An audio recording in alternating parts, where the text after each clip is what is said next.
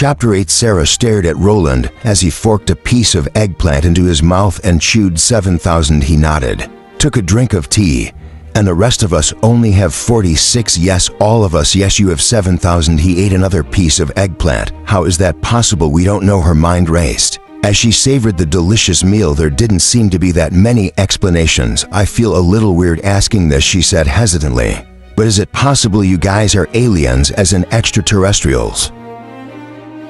Yes, some have suggested as much, that perhaps we are the descendants of aliens who either crashed or came to Earth seeking a new home. Wow, you sound like you don't believe that's the case. He shrugged. It just seems like we'd know if such were true. Wouldn't the aliens have wanted their children and future generations to know why they're different, what planet their ancestors came from? Wouldn't they have told them and passed the story down generation to generation? I would have.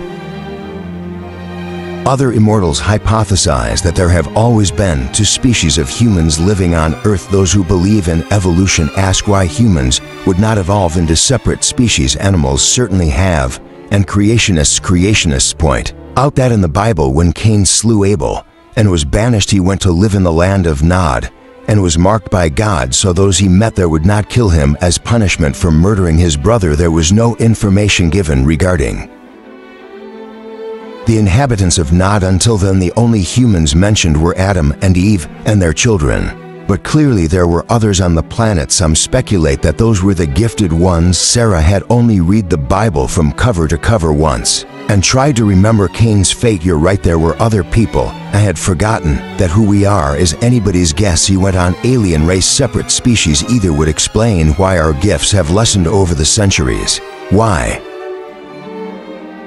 Younger immortals have fewer gifts than older ones. The bloodline has been diluted over the millennia as a result of procreating with humans. The gifts weaken. Some we know have been lost altogether. What about the older immortals? Who is the eldest among you? That would be Seth. Doesn't he know why you're different? He hesitated. His gaze slid toward the guest room, making her wonder if perhaps he was debating telling her something he didn't want Marcus to hear. He refuses to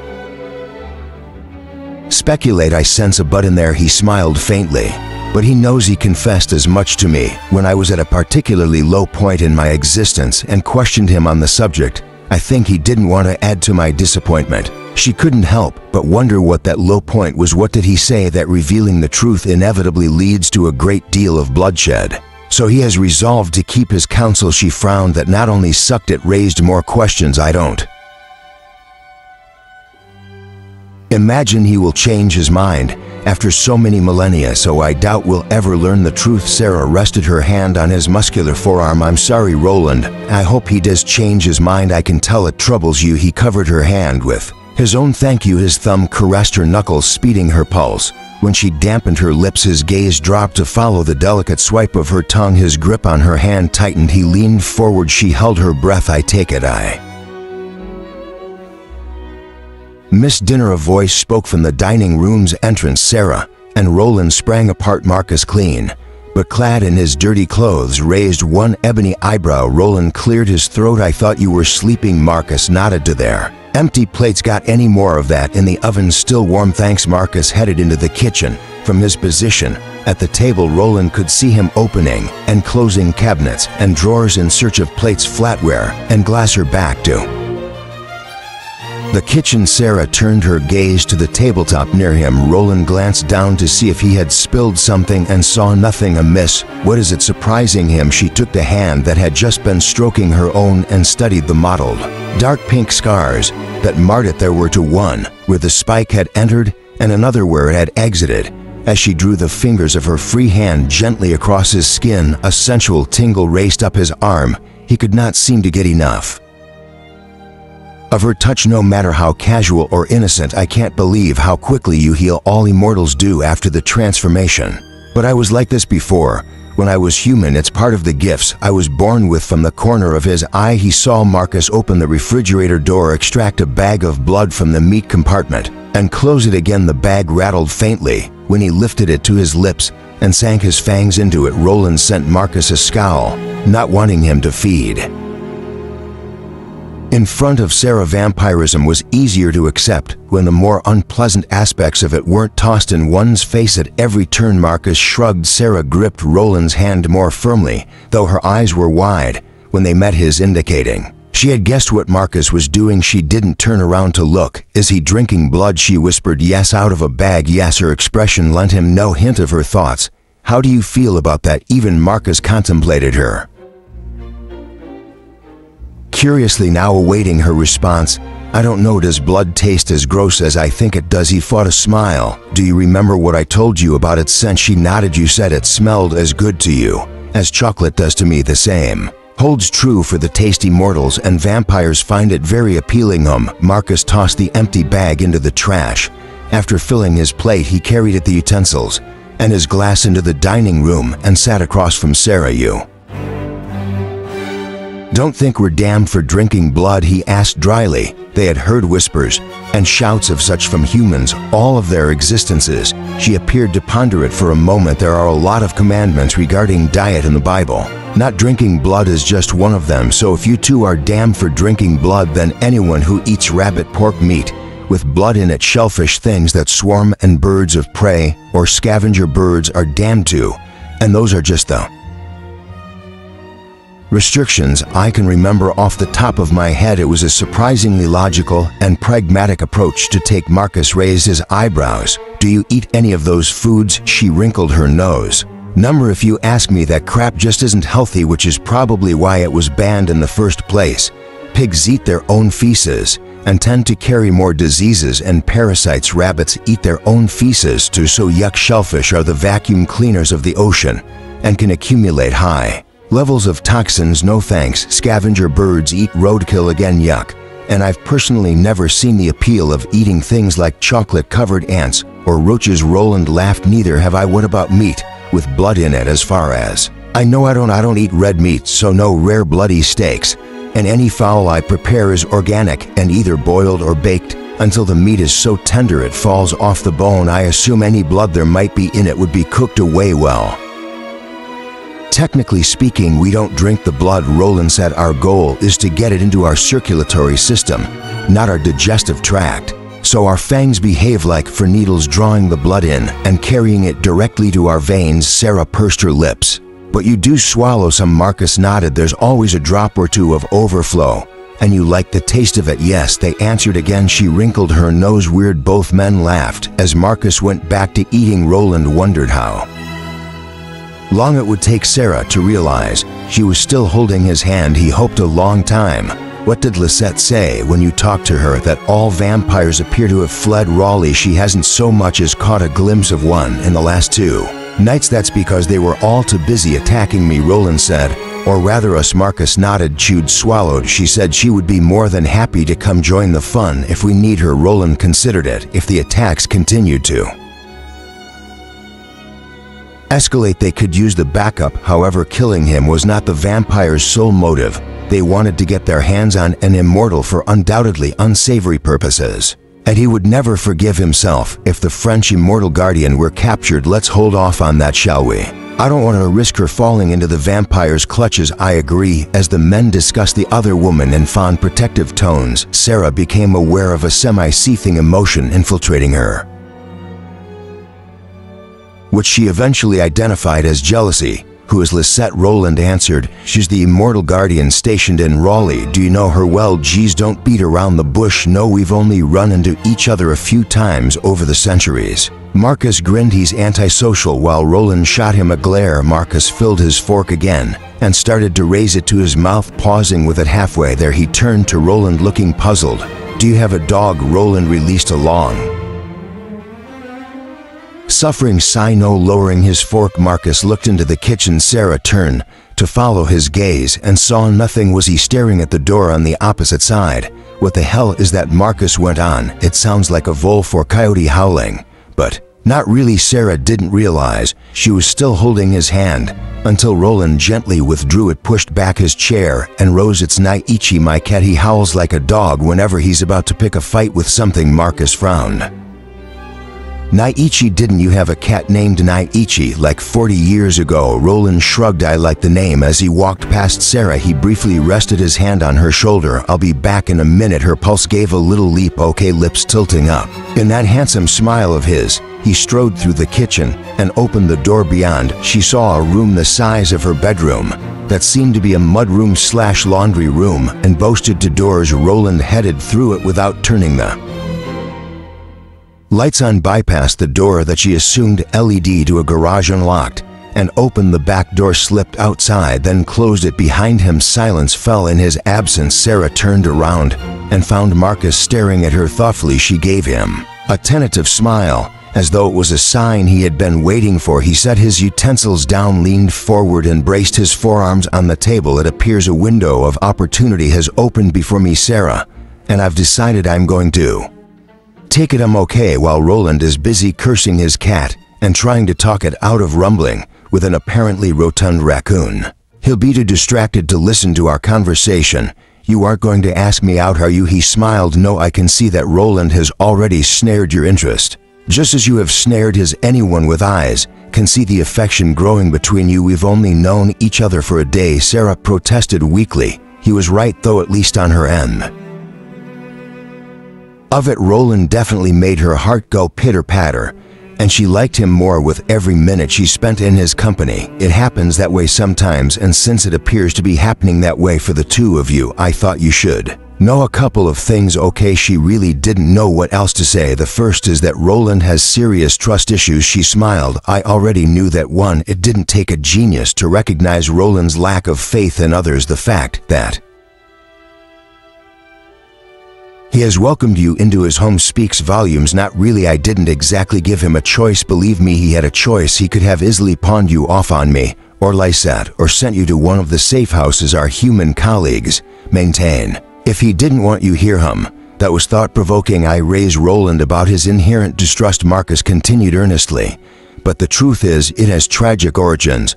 I won't go into details. It suffices to say he has been royally fucked over, not once, not twice, but 3 times, by people he loved and trusted above all others, and each betrayal nearly cost him his life. Had Mary the Twit been one of those who had betrayed him? Sarah wondered. I wasn't there for the first two, but I had a front row seat for the third. He shook his head, regret crowding his features, which is why after 8 centuries of friendship I try not to let it bother me that a part of him still secretly expects me to turn on him and stab him in the back. Roland didn't trust Marcus. After 8 centuries of friendship, maybe his trust issues went deeper than she had thought. Anyway, I said all that to say this. My second point, you seem like a very nice woman. You're smart, attractive, and are handling all of this exceedingly well. She had fled into the forest thinking the monsters that was handling this well. What exactly are you trying to say, Marcus? Simply this. I don't know if you're planning to leave at the earliest opportunity or linger to help us sort this out, whether you're going to keep things casual between you and Roland or will try to break past his barriers and pursue a relationship with him. Sarah stared at him in disbelief. Are you asking me what my intentions are? He snorted. Roland would be mortified were I to do anything so horrific. No, I merely thought it pertinent to mention that I consider myself to be an easygoing guy, however, and I cannot stress this enough.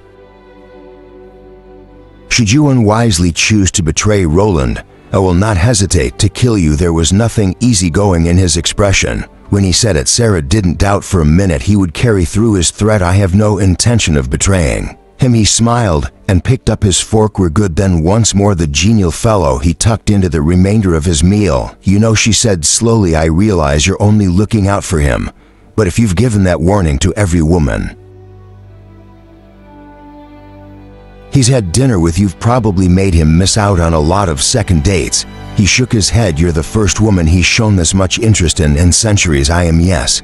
And he would be equally mortified to know I'd told you that. So mum's the word thank you. A faint yowling met her ears. Sarah rehashed Marcus's words. Was one of the people who betrayed him Mary? Yes. He drank several swallows of tea. She would have questioned him further had he not placed a finger to his lips and looked pointedly. At the back door, Sarah swiveled in her seat, waiting, a low howling that really did sound like a wolf filtered in, accompanied by the rumble of Roland's voice. The door swung inward and Roland entered, carrying a gray tabby that looked like it wasn't yet full grown. The fur on its striped and speckled back was bristling as it licked its lips repeatedly. One last Howard escaped it before Roland closed the door, locked it, and set his burden gently on the floor. Was it a raccoon? Sarah asked and smiled when he rolled his eyes. The biggest damned raccoon I've ever seen. I'm fairly certain it was rabid. But did that deter him? No. The cocky little cat trotted into the kitchen ahead of him, then stopped short when he saw her and Marcus, nearly tripping Roland. Damn it, Nitch, laughing. Sarah made kissy noises to draw him nearer. Nitch regarded her uncertainly and slunk closer to Roland. He isn't used to strangers, Roland said apologetically. He'll warm up to you once his belly is full and his insatiable curiosity kicks in. Reaching up, he pulled a combination food and water dish down off the top of the refrigerator. Sarah gathered her dirty dishes, stacked Roland's on top of them, and carried them to the sink as Roland filled one bowl with water and the other with canned food that smelled very strongly of what could only be liver. After peeling off the label, he rinsed the can out and dropped it in a recycle bin hidden inside one of the lower cabinets. Marcus followed and added his dishes to the pile in the sink. I didn't ask earlier. Is it okay if I stay the night, or do you want me to hit the road? Roland bent to put the dish on the floor. Stay, we'll give you a ride home tomorrow night. We thanks, man. Sarah smiled when Naichi began to hungrily devour his stinky meal. Roland patted his striped head, then straightened and looked at Marcus. How's the knee? Hurts like hell. I think I'm gonna call it a night. Sarah and Roland bade him good night, then turned their attention to the dirty dishes. I'll take care of this, Roland said. Right about the time she realized he didn't have a dishwasher and would be doing them by hand. Why don't you go relax in the living room? It's been a long, difficult day. Long day was an understatement. It felt like insomnia had shoved her out of bed and driven her to go out and start digging a veggie garden weeks ago, not this morning. And difficult, yes, parts of it had been scary as hell, several parts in fact, but she had really enjoyed the quieter times she had spent with Roland today, when it had been just the two of them chatting and getting to know each other without the immortal revelations and vampires trying to kill you stuff interfering. She wouldn't mind recapturing some of that and maybe learning more about him. That's okay, I'd rather be in here with you. She smiled when he looked at her with why the hell would you want to be with me stamped across his forehead and reach for a green and yellow sponge. The man truly didn't know his own appeal. Normally doing the dishes was one of the most tedious tasks Sarah performed each day. Her little house didn't have a dishwasher because there simply wasn't room, but standing side by side with Roland, her shoulder touching his arm, their fingers brushing each time he handed her a soapy dish to rinse and place in the drainer, she had to admit it could be fun. Roland was quiet at first, almost shy, making her wonder just how isolated a life he had led. Seth and Marcus had both nagged him about being reclusive. Was she really the only guest he had willingly brought here? Did he have no friends with whom he could kick back and relax? Sarah suspected the answer was no, and didn't think there had been a great deal of happiness in his long life. Whenever she made him laugh, it emerged as that sort of rusty chuckle, as though he had almost forgotten how to do it. Thank you for letting me stay with you, Roland. You're welcome. He met her gaze from the corner of his eye and sent her a faint smile. Much more welcome than Marcus, she grinned. Electricity skittered up her arm when he placed a couple of sudsy forks in her hand, his fingers stroking her palm as they withdrew. You seemed rather emphatic in your refusal to stay with your family, he mentioned cautiously. Yeah, I kind of got shafted in the family department. How so? Sarah grimaced. When my mother was 18, she had the not very original idea to get pregnant on purpose in order to trap her boyfriend into marrying her. Her boyfriend told her to kiss as us walked away without a backward glance. And 9 months later, my brother Jason was born. When she was 20, she decided to try again with man number 2, who hung in there for a few miserable months, then left before I was born. After that, though, there were no more children, thank goodness. It was one man after another. Some were nice to me and Jason, some were indifferent. Some were physically or verbally abusive. It didn't exactly endear her to me. Roland's face darkened. I know this is a personal question, but did any of them abuse me sexually? He nodded. No. Sarah accepted another fork from him, although there was one she started bringing home. When I was 13, she shuddered, remembering he had a way of looking at me that made my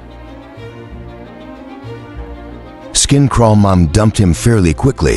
Good she didn't dump him, because she was afraid he might hurt me. She dumped him because she was jealous. She accused me of intentionally trying to steal him away from her. Roland paused in his washing and stared down at her in apparent disbelief. Sarah shrugged. My mother is one of those women who refuses to grow up. When Jason and I were in high school, she used to wear my clothes, trying to act like a teenager, embarrassed the hell out of Jason if he brought a girl home, and hit on all of my dates. Not that there were many. I avoided dating completely. Once I realized she was going to try to seduce every boy who showed an interest in me. He grunted. I've met a few of those over the centuries, and as if that weren't bad enough, Sarah continued, the woman couldn't hold down a job for more than a year at a stretch. We were always short on money, and once Jason and I started working as teenagers, she decided mooching off of us was a lot easier than supporting us. She basically made our lives miserable. I couldn't get out fast enough and moved away to college as soon as I graduated high school. I don't blame you. What about your brother? She sighed. My brother became an alcoholic and beats his wife, who refuses to leave him. I cut ties with all of them a long time ago. Silently, he handed her a glass. She gave him a guarded look. Aren't you going to tell me I'm a horrible person for turning my back on them? No, I don't buy into that. You have to love them because you're related to them. Tripe. Life is short, at least for you humans. Too short to waste on people who treat you badly and do nothing but make you miserable. The tension in her eased. There don't seem to be very many people out there who agree with that. More than you might think. He handed her another glass, his shoulder rubbing hers, or rather his arm. She was about a foot shorter than him. Besides, I know how much families can suck. She eyed him curiously. Lousy parents, lousy brother, he corrected, passing her the last glass, and grimly met her inquiring gaze. My brother is the one who arranged for me to be captured by the vampire who transformed me. Shock ripped through Sarah as she stared up at him. She had assumed Roland had been the random victim of some vampire lost to madness and bloodlust, not gift wrapped and handed over to one by a family member. How could he do that to you? She whispered, appalled. Very easily. As it turned out, I trusted him implicitly. What a terrible betrayal. Marcus had told her Roland had been royally screwed over 3 times. This had to have been one of them. Did you ever find out why he did it? I was the heir. He was the younger son. When my father died, I inherited the title, the lands, and all the wealth. I had everything Edward wanted. But that's how it was back then. I mean, it couldn't have come as any surprise to him, and there were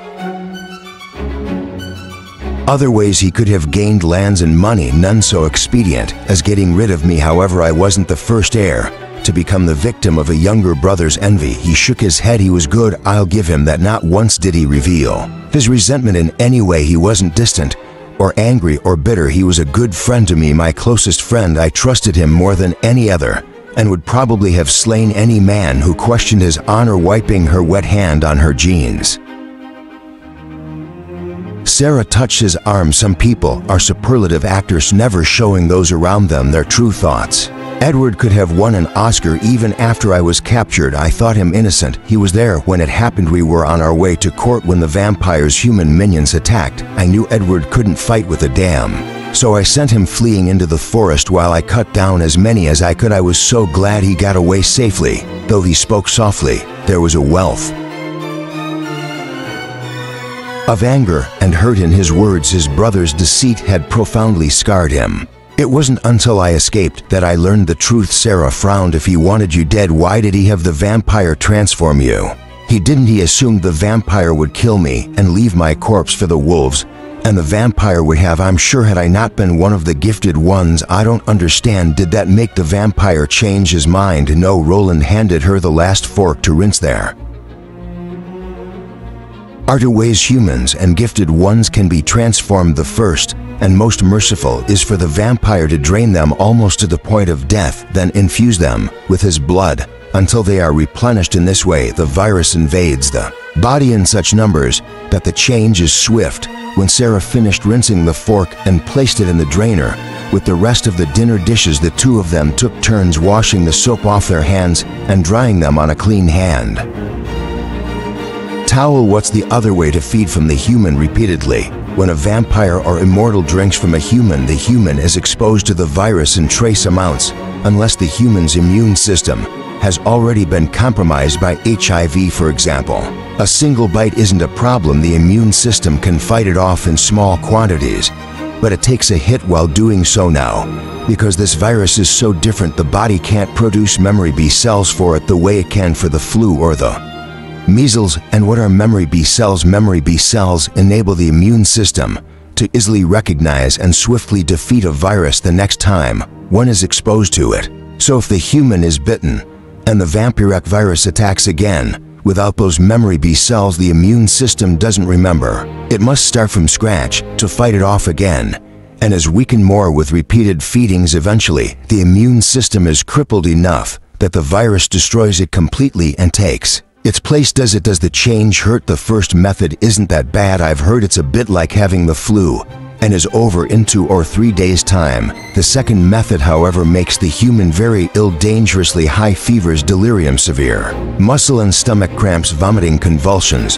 The pain becomes so unbearable it makes one pray for death, and depending on how often the vampire drinks from you, it can last anywhere from a few weeks to months. The expression on his face when he mentioned praying for death was so haunted, Sarah feared he was speaking from experience, not merely reciting symptoms he had observed in others. Is that how it happened to you? Turning to face her, he leaned one hip against the counter. Yes. After my capture, I was taken to an isolated castle that looked as if it had leapt from the pages of a Gothic novel and was manacled to a wall in the dungeon. There were 6 others there, both men and women. Every night the vampire came down and fed from us a different victim for each day of the week. We were his own personal blood bank, given just enough food and stagnant water to keep us alive. She couldn't bear to think of him that way, chained to a wall, suffering such torturous pain. Did the others turn? We all did in time, because of the conditions in which we were kept. The madness that usually seeps into vampires slowly struck my cellmates almost immediately. When it did, the vampire killed them and replaced them with new victims. But I was a gifted one. My body didn't react the same way theirs did. I didn't become vampire, I became immortal, though I admit there were days I wished I could seek refuge in madness. How long did it take? She asked. How long had he suffered? 6 months, give or take a week.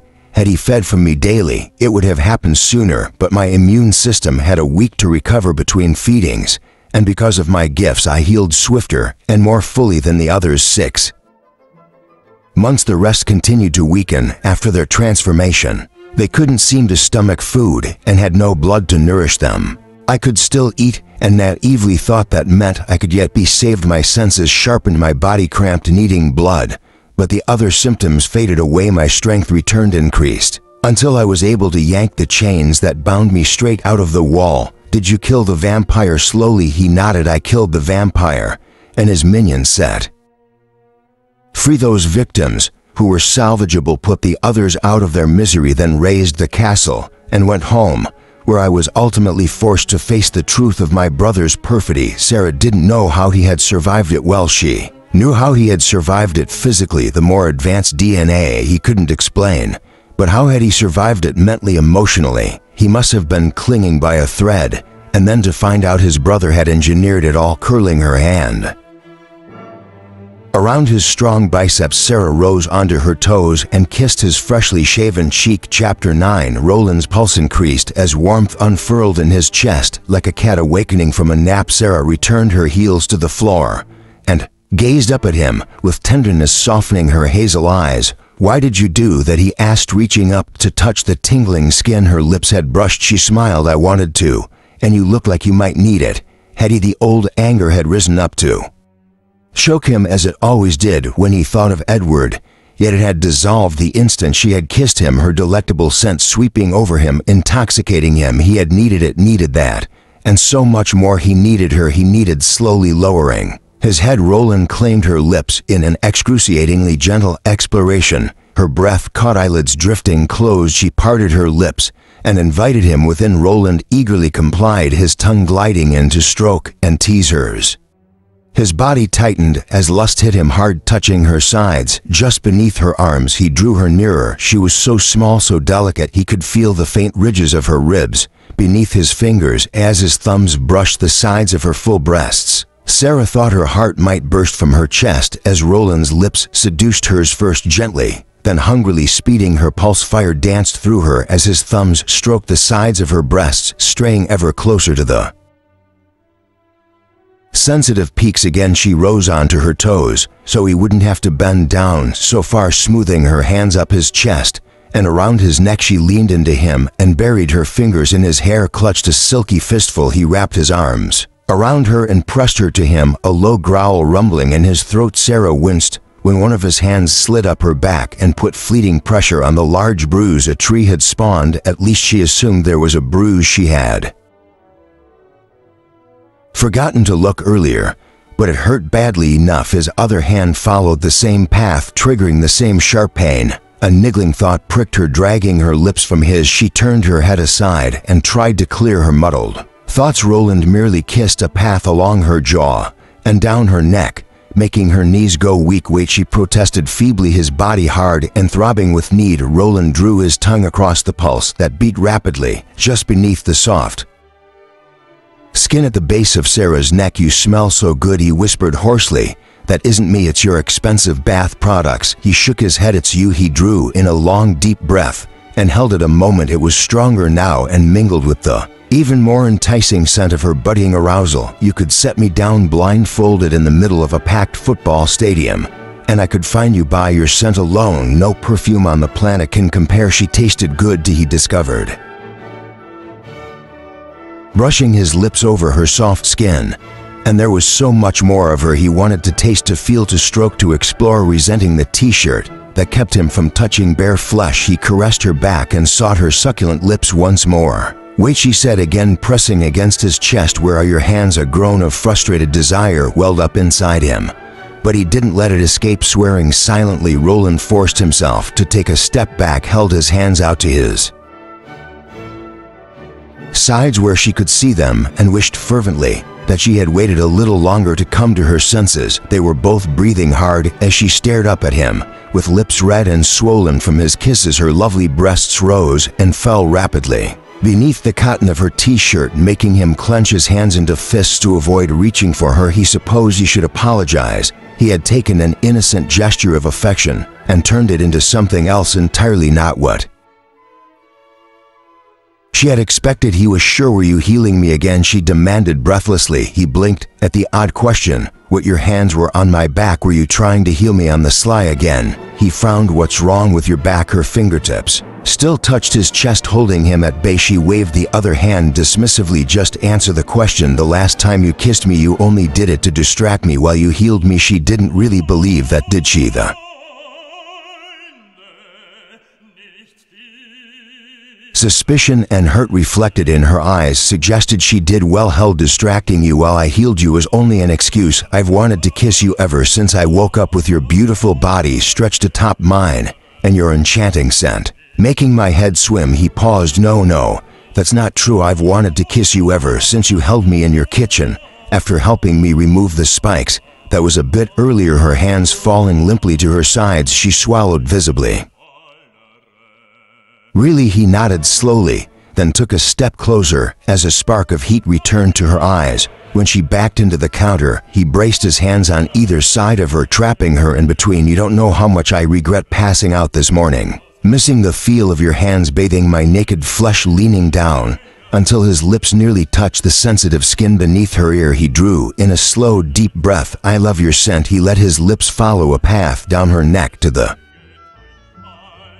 hollow where it met her shoulder, still close, but not touching, breath warming her skin. Your every touch inflames me, leaves me hard and aching, unable to hide my reaction to you. Raising his head, he stared down at her. Can you truly not know how much I want you? Reaching up, she rested her palm against his cheek. Roland covered her small hand with his and held it there, savoring her touch. "Your eyes are glowing again," she whispered. "They'll always glow when I want you." He hesitated.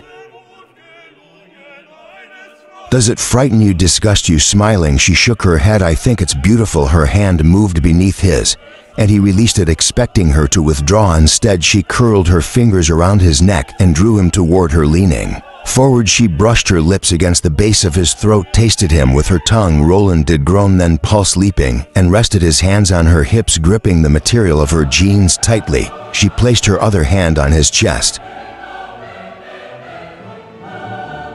slid it down, burning a path across his stomach, making the muscles there quiver, until she was cupping the heavy erection that strained against the front of his slacks, igniting at her bold caress. He stared down at her and saw the glow from his own eyes reflected in hers. "I want you to," she murmured. Roland swooped down and captured her lips, devouring her even as the hunger devoured him from the inside out. Finding her breast with one large hand, he stroked the hardened nipple through the thin t-shirt and lace that covered it. She tore her lips from his with a gasp, began to stroke him through his slacks. "What are you doing to me?" He licked and kissed a fevered path down her throat. "If you have to ask, I'm not doing it right," she responded with a sound that was part laugh, part moan. "If you weren't doing it right, I wouldn't be this tempted." Continuing to stroke and squeeze him, she drove him nearly mad with lust. Giving her nipple a pinch, he poised his mouth above her other breast. "How tempted are you?" "Extremely tempted." Roland fastened his mouth onto her breast, dampening the material of her t-shirt, finding the hardened peak and teasing it with his teeth. She groaned, inflaming him further. When she abandoned his erection, he nearly protested. Then both of her small hands reached out, grabbed his ass, and pulled him flush against her. As she rose onto her toes, "And not like this," she gasped, leaning his body into hers. He slid his free hand down the outside of her thigh, tucked his hand beneath her knee, and drew her leg up over his hip. "I like you like this," he murmured around her breast. He could feel her heart beating wildly in her chest. He rocked against her, urged on by those hands on his ass and her leg over his hip. "You don't," she moaned, arched into him. You don't understand. I don't." Another gasp. "I don't have sex with men I've just met." He slid the hand at her knee, up her thigh, down over her lovely ass, and farther until he was stroking her hot, moist center through the damp material of her jeans. "By sex, I assume you mean intercourse?" "Yes." He raised his head and met her hungry eyes. "No problem. I can give you orgasms without it." Sarah stared into those glowing eyes, then grabbed a fistful of his hair and dragged his mouth to hers. His fingers continued to stroke her through her jeans as his body thrust against hers, increasing the pressure, raising the pleasure, making her wild with need. She began an almost frantic flurry, with her hands gliding them over his back, his arms, his chest, feeling the hard, heavy muscle ripple beneath her palms. His lips left hers, sweeping down her neck, briefly closing over the pulse that raced just beneath the skin before returning to her breast. Her head fell back, the hand teasing her other breast slid around her back and crushed her to him. Pain burst through her in a shattering wave. Sarah stiffened and thought she may have cried out. His head jerked up, his eyes seeking hers. Blackness swam at the edges of her vision. She didn't know what he saw in her face, but his hands left her in a rush, concern flooding his features. He eased her thigh off his hip and lowered her foot to the floor. "Sarah," she shook her head, unable to speak, unable to breathe. "It hurts so badly." Tears welled in her eyes. "Where does it hurt?" She shook her head again, gently cupping her face in one large palm. He held her gaze as the amber glow in his began to fade to brown. "Breathe," he commanded softly. She did, each breath choppy and torturous, realizing only then that she was clutching fistfuls of his t-shirt. Geez, it hurt every time she inhaled. It felt as though someone were pounding her back with a sledgehammer. His thumbs brushed aside a few tears that escaped as she gradually began to recover. "If you can't tell me," he enjoined quietly, "show me. Is it your upper or lower back?" Had the pain not begun to mellow from agony to hurts like hell, she probably would have told him, knowing he could end it.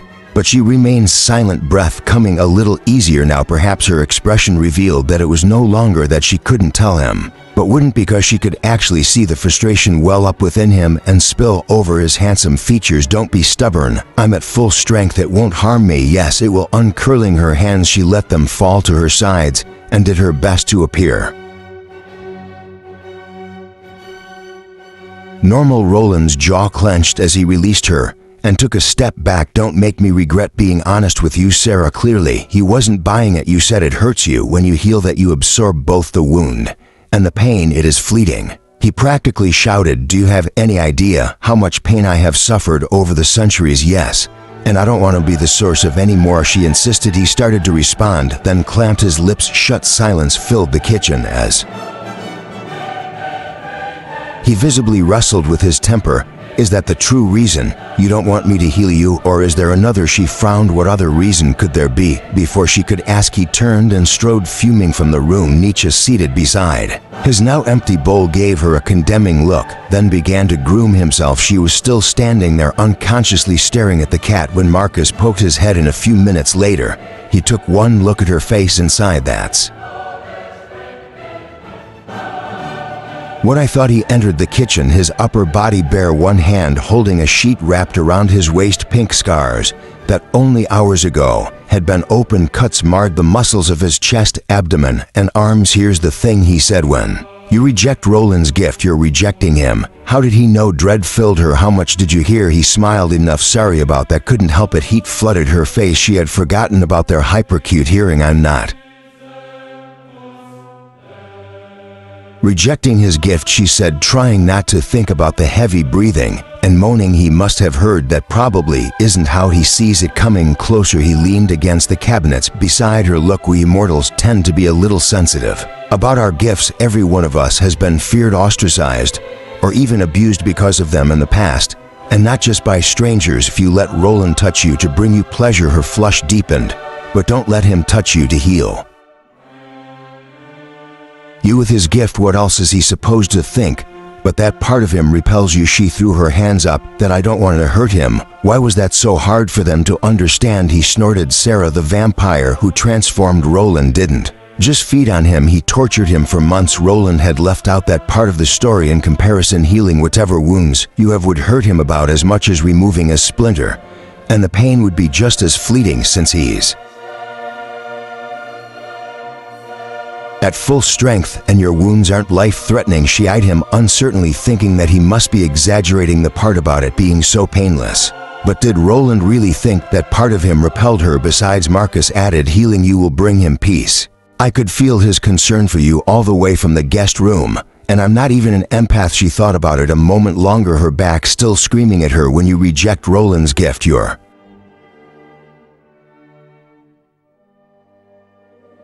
rejecting him. Nodding slowly, she touched Marcus's arm in a brief gesture of thanks, then left the kitchen. Steaming water flowed into the whirlpool tub with a dim roar as Roland stood in the bathroom, a packet of herbs forgotten in one hand. Since Sarah had refused to let him heal her, he had intended to run a bath for her that would soothe her aches and bruises.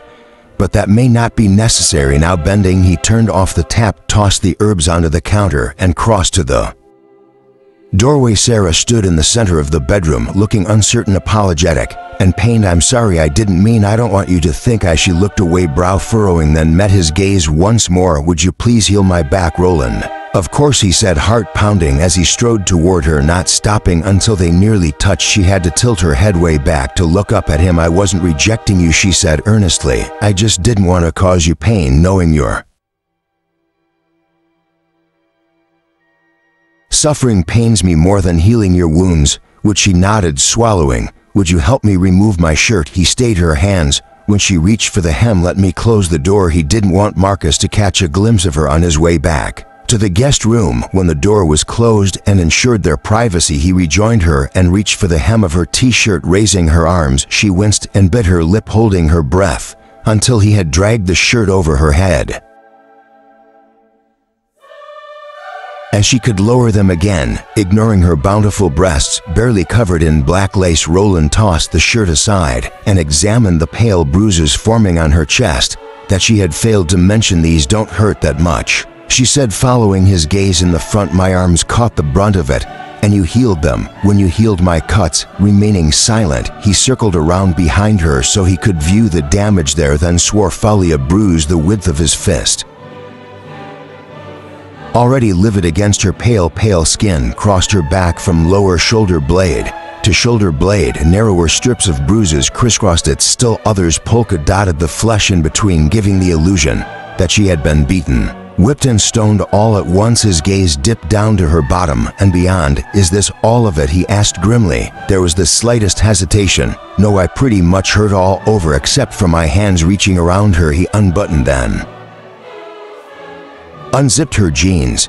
He heard her heart begin to pound a rapid rhythm as he tucked his thumbs in the sides and drew them down her legs. Her hand came to rest on his shoulder as she stepped out of them and kicked them aside. Roland knelt there, for a moment fighting down the arousal that had never left him. Her body was all that he had known. It would be slender-toned muscles causing gentle ripples. Her hips were full, not boyishly skinny, like so many actresses' hips were, and with her breasts formed a perfect hourglass. Her bottom was round and firm, and beneath her black bikini panties, probably just as bruised as the rest of her. Had it not been, he might have leaned forward and sunk his teeth in for a love bite. Roland shook himself and shifted his focus to healing her, wrapping his hands around one delicate ankle. He summoned the energy within him and felt heat blossom in his palms, then suffuse her skin, mending tissue and withdrawing pain up her calf and shin. He slowly trailed them over her knee to her thigh. The higher they climbed, the faster her heartbeat, stopping just short of the panties, still damp from their love play. He began again at the other ankle. Her skin was velvety smooth,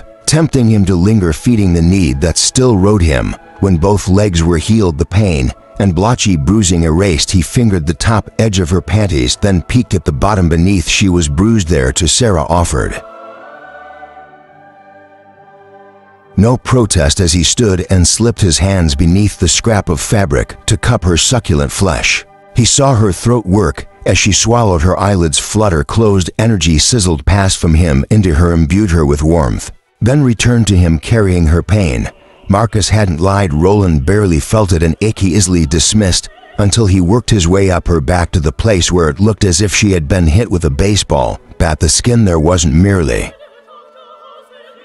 bruised, it was puffy and swollen. Even the lightest touch made her jump and clench the hands at her sides into fists. "I'm sorry," he murmured. "I have to touch it to heal you." She nodded. It hurt more to heal this one. He was surprised she had been able to hide it from him, and wished she would have let him attend to it earlier and spare her that. As the swelling decreased, the tension in her shoulders eased, pouring out of her like water.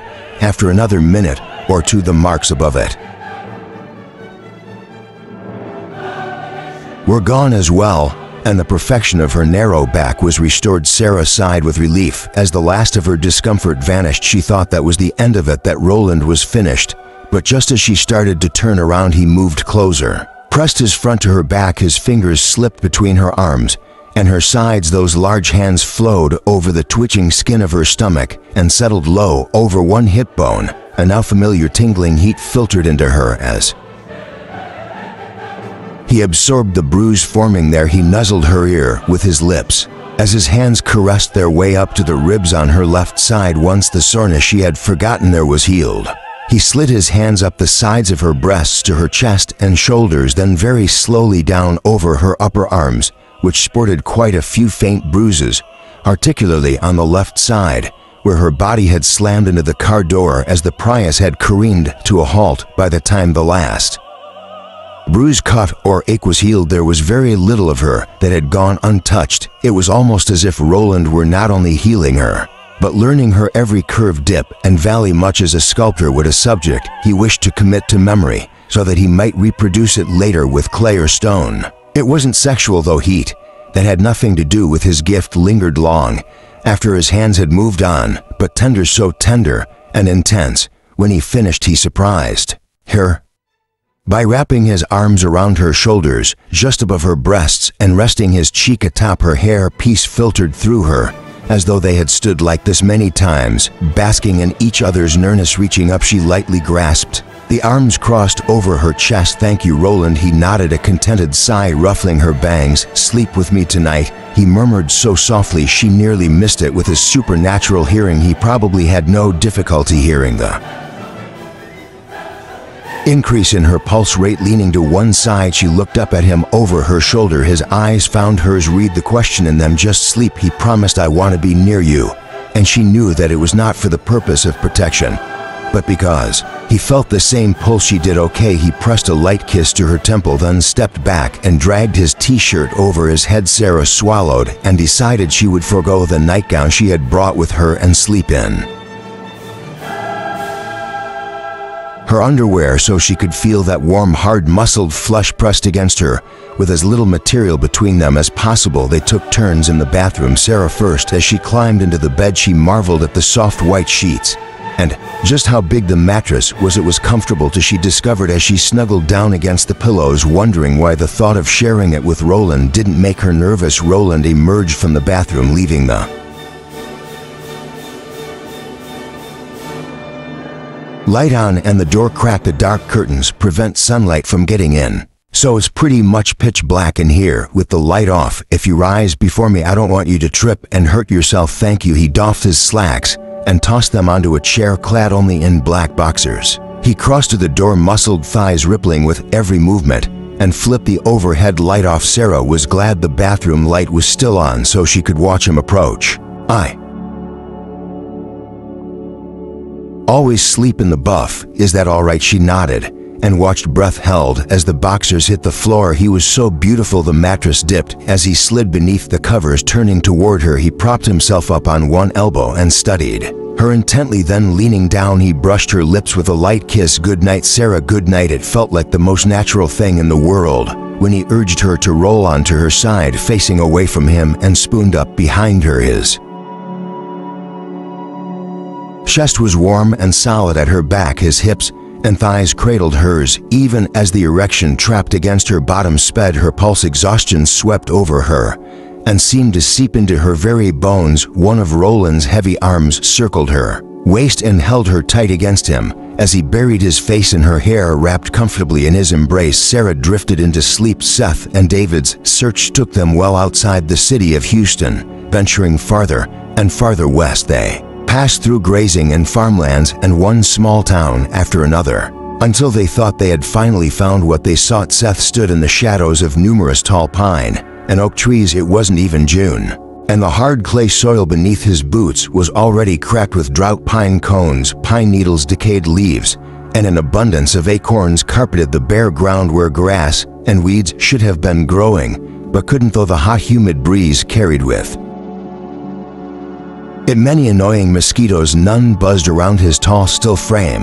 10 yards from the tree's edge stood a chain-link fence with razor wire strung across the top, a single-lane road, LED in and out of a gated entrance, guarded by men in camouflage, carrying assault rifles. Beyond lay an open field the size of a football stadium, a mostly empty parking lot, and a large 3-story structure that was curiously devoid of windows, save those that bordered the front entrance. There were plenty of surveillance cameras anchored to the building's roof, and more heavily armed men in camouflage on the grounds. David emerged from the darkness behind Seth without a single rustle of leaves or snapping of twig. This is it, he said softly. I'm certain of it. The woman is being kept in there. Seth nodded. Her cries were so loud here he had to partially block them out to keep them from distracting him. I circled the building, his friend continued. The fence has no weak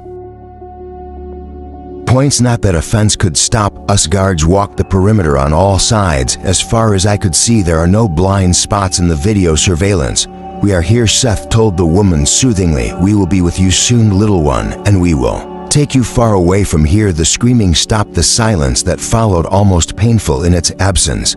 Had she understood him? Could she sense that they were near? Just a little longer, then you will be free. She spoke an unintelligible sentence or two, then her words dissolved into whimpers of pain. David cocked his head to one side.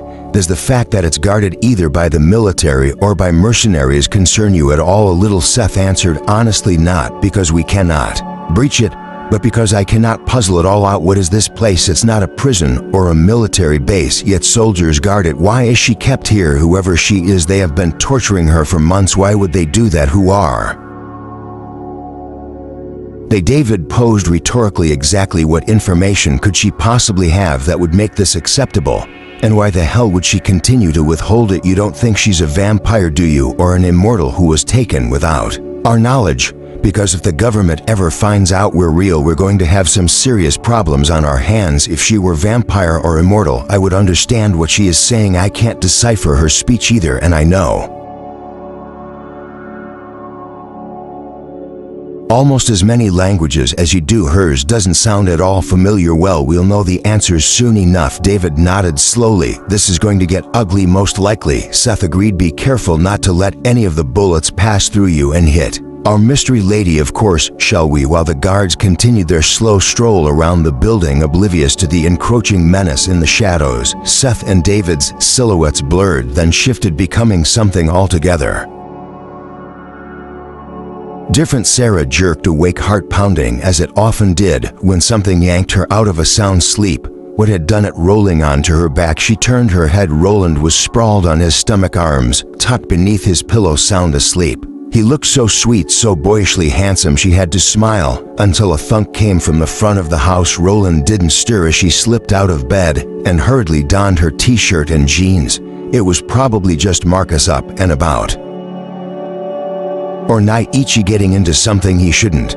But she wasn't going to take any chances. She would check just in case. Opening the bedroom door, she crept down the hallway. A quick peek showed her an empty living room. Sarah continued through it and into the dining room, then the kitchen, keeping an eye out for Nietzsche. Another thunk sounded, louder this time. It was the sound of a car door closing. The sun had been up for at least an hour, so it wasn't vampires. Sarah told herself not to panic. It could always be UPS or FedEx or the postman making a delivery. To more thunks sounded, or not. Postal delivery men and women did not arrive in groups of 4. Pop the trunk, a man called out. Gravel crunched as another car pulled up out front. Oh crap! Grabbing the butcher knife from the dish drainer, Sarah ran for the bedroom. She could hear multiple male voices now. As for more, car doors opened and closed. Roland's enemy worked with humans, if you could call those two flunkies she had hit with her shovel. Humans. He must have sent more here to kill Roland while daylight weakened him. Roland, she hissed in a loud whisper, hurrying into the room and around the foot of the bed. Roland, wake up! Grabbing his shoulder, she shook him hard. Oh no, she'd forgotten about Marcus. She glanced toward the bedroom door, then squeaked when Roland turned onto his back, grabbed her by the throat, flipped her over him, and slammed her down on the bed so fast her head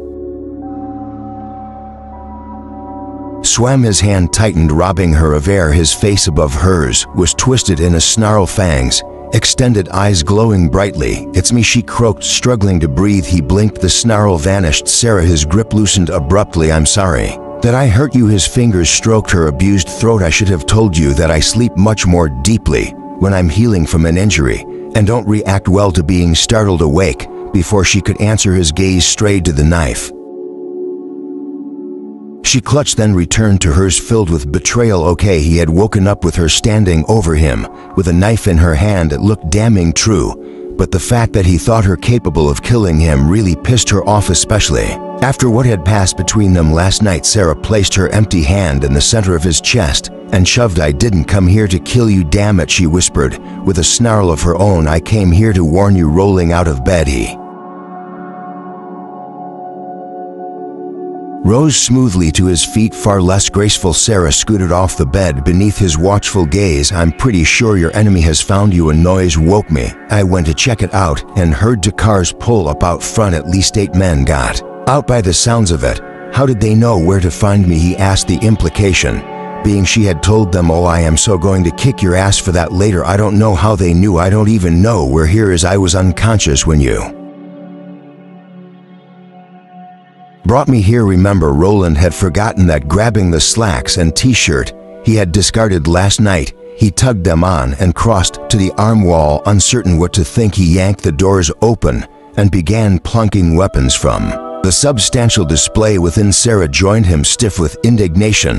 The part of him that felt remorse for accusing her vied with that which silently suggested she could have seen his address on a piece of mail and called someone while he slept there. Human, she snapped, tossing the knife inside and grabbing a Sig Sauer P-26x5 tactical 9mm and a 20 round clips. Use guns, lips clamped tight with fury. She turned and stomped toward the door. He grabbed a Glock 10mm. Where are you going to warn Marcus? The hell you are. The Front door could burst open at any moment. He wasn't about to let Sarah put herself in those men's sights. Catching up with her before she could take another step, he curled. A hand around her upper arm jerked to a halt. She turned on him and growled, "Don't touch me." Oh yeah, she definitely had a temper, and he had clumsily ignited it. But now wasn't the time. Roland yanked her toward him. "Look, this isn't the first time I've woken to find the woman I care about standing over me with a knife in her hand." I drew a faulty conclusion. "I was wrong. Be pissed at me later. Right now you need to get your ass in the bathroom. Put your back to the wall, either in the tub or behind the toilet, and shoot anyone who comes through the door who isn't me or Marcus." He pushed her none too gently in that direction. As Marcus hurried into the room, hair tumbled with sleep, completely naked. "What's going on?" Sarah stopped and gaped. Roland grimaced and threw up a hand. "Put some fucking clothes on before I go blind." Marcus rolled his eyes. "My clothes are a torn, bloody mess. I was hoping I could borrow some of yours." Grumbling, Roland crossed to the closet, displeased to notice Sarah still staring. "Sarah, get into the bathroom."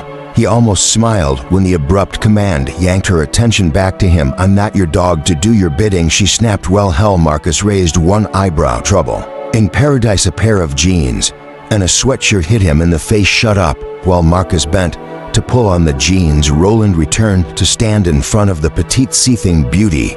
He was so smitten with effectively blocking her view. "I'm trying to protect you, Sarah." Some of the anger left her face, allowing him to see the fear beneath. "I know you are, but I'm not going to cower in the bathroom and let you to take on all of them when I can help. I told you I'm very good with a gun." "How many are we talking?" Marcus asked as he zipped his pants. "At least 8, Roland told him. Sarah took a step closer, her body nearly touching his, and tilted her head back to look up at him. "Let me help you." "Roland, please." He couldn't bear it. He had to touch her, slipping his free arm around her waist. He drew her up against him, dipped his head, and took her lips in a long, thorough kiss that resurrected memories of the previous night. Her face was flushed, her pupils dilated. When he released her, "Stay low," he instructed, "and remember that bullets go through walls. You don't have to be exposed for them to shoot you, or vice versa," Marcus added, dragging the sweatshirt over his head and raking a hand through his hair. "Oh shit. Do you smell that?" Roland had caught the pungent scent a half second before Marcus had spoken. Fury swept through him. "Yes." Sarah inhaled deeply. "What is it?" "I can't smell it." "Gasoline." They both answered grimly. Roland urged Sarah over to the wall beside the door frame. "Remember what I said. Stay low. Shoot as many as you can. If they set the place on fire, go out the window and hide in the forest." "What about you?" "It's morning. The sun's up. We're both back to full strength. We can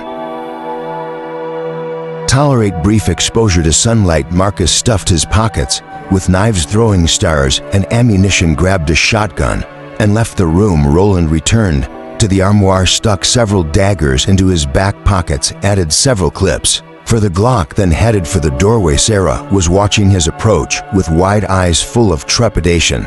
As he drew even with her, he paused, kissed her again, then pressed his forehead to hers. "Don't get hurt. Be safe." Roland could hear the men speaking in low murmurs as they doused the exterior of his home with gasoline. They must think Immortals lapsed into the same near-comatose state vampires did when the sun rose. "Don't light it yet, man," one said. "Remember, we're supposed to go in and get the Guardian's whore out first." "What for hell if I know?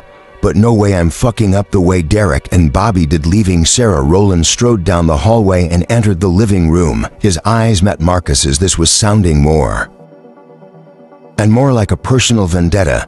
He had assumed that, like the rest of his kind, Bastion simply despised all immortal guardians and had thought to beg himself one. But this vamp had tried to kill him 2 nights in a row, tenaciously tracked him to his home so he could send his human minions to finish the job, and now he wanted Sarah because he thought she was Roland's woman. "What are you doing?" another asked, picking the locks. "I thought we were just going to break the door down." "No, these guys are supposed to be dead to the world. But I don't want to take any chances. We're going in quiet." Roland held up his left hand, fingers extended, touched the tip of his middle finger to his thumb, indicating 8, and pointed to the door, then pointing to the east side of the house, he held up 2 fingers. Marcus nodded and held up to, pointing to the west side, melting back into the shadows. They waited. Chapter 10. Sarah's heart was racing, her hands clammy as she Listened to the front door creak open. Two men cried out simultaneously, victims of knives or throwing stars. Gunfire erupted so loud she jumped a foot. She always wore protective earmuffs at the firing range, squatting with both hands wrapped tightly around the Sig Sauer's grip. She peeked around the door jamb. What she could see of the living room was utter chaos. No wonder Roland and Marcus had looked more angry than they had, concerned that they might be killed. The two of them moved so swiftly that in the split second it took the humans to aim their weapons, the Immortals could leap across the room, leaving them firing either at empty space or their own men. A tall, thin man stepped into view and stayed there. Sarah raised the 9mm sighted down the barrel, but hesitated to pull the trigger. Roland and Marcus kept swooping past in a blur, and she was terrified of accidentally hitting one of them. Her target glanced up, saw her, and yelled, "She's in."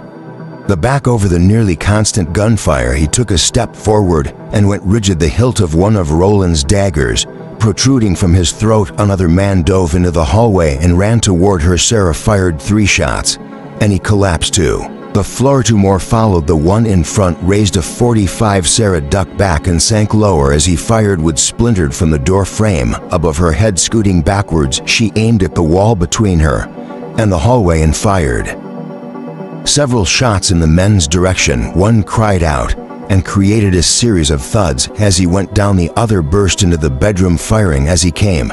Had she been standing, he would have hit her. Instead, Sarah took him out with a bullet to the head. Sarah, Roland bellowed from the living room. "I'm fine," she shouted back, unable to look away from the dead man's blank stare. There were tiny pauses in the shooting as the men ran out of ammunition and replaced their mags. These were more often than not punctuated by screams of pain as Roland and Marcus took advantage of the lull, and the men's divided attention and struck. Even though bullets from the other room would sporadically burst through the wall above her with a spray of sheetrock, Sarah began to think they might just make it through this intact. Then the acrid scent of smoke teased her nostrils, spurring an even greater influx of fear. The house was on fire, Roland swore, as 2 more bullets ripped through his shoulder and arm. Humans had been a lot easier to defeat before semi-automatic and automatic weapons had been invented. When the bastards had registered that the 2 immortal guardians they had come to kill were not only awake, but also as strong and fast and powerful as they were at night, the minions had decided their best bet at making it out of this alive was to back themselves against the front wall and spray the room with bullets. It was a very effective strategy. Even with his preternatural speed, Roland couldn't get near them without being hit. He only hoped Sarah was staying low in the bedroom as Roland yanked the gun from one man's hand, turned it back on him, and fired multiple times. He saw another duck out the front door. The sun had risen over an hour ago, the last thing Roland should do with blood loss weakening him and his body struggling to heal the 8 or 9 bullet wounds he now sported, was expose himself to direct sunlight. But he had no choice. In the blink of an eye, he was outside, squinting against the bright light and grinding his teeth as his skin instantly began to redden and burn. The man he had followed gaped at him as flames leaped up from the lighter he had dropped and rapidly spread around the gasoline-soaked side of the house.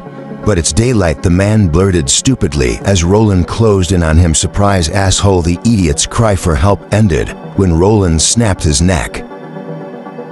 Darting back inside, Roland slammed the door shut. The abrupt shift from light to the darkness provided by heavy curtains covering the windows left the humans panicked and discombobulated. Unfortunately, it didn't last long. Flames snuck in windows shattered by stray bullets and latched onto curtains. The thick material quickly ignited, allowing daylight in and escorting the fire inside.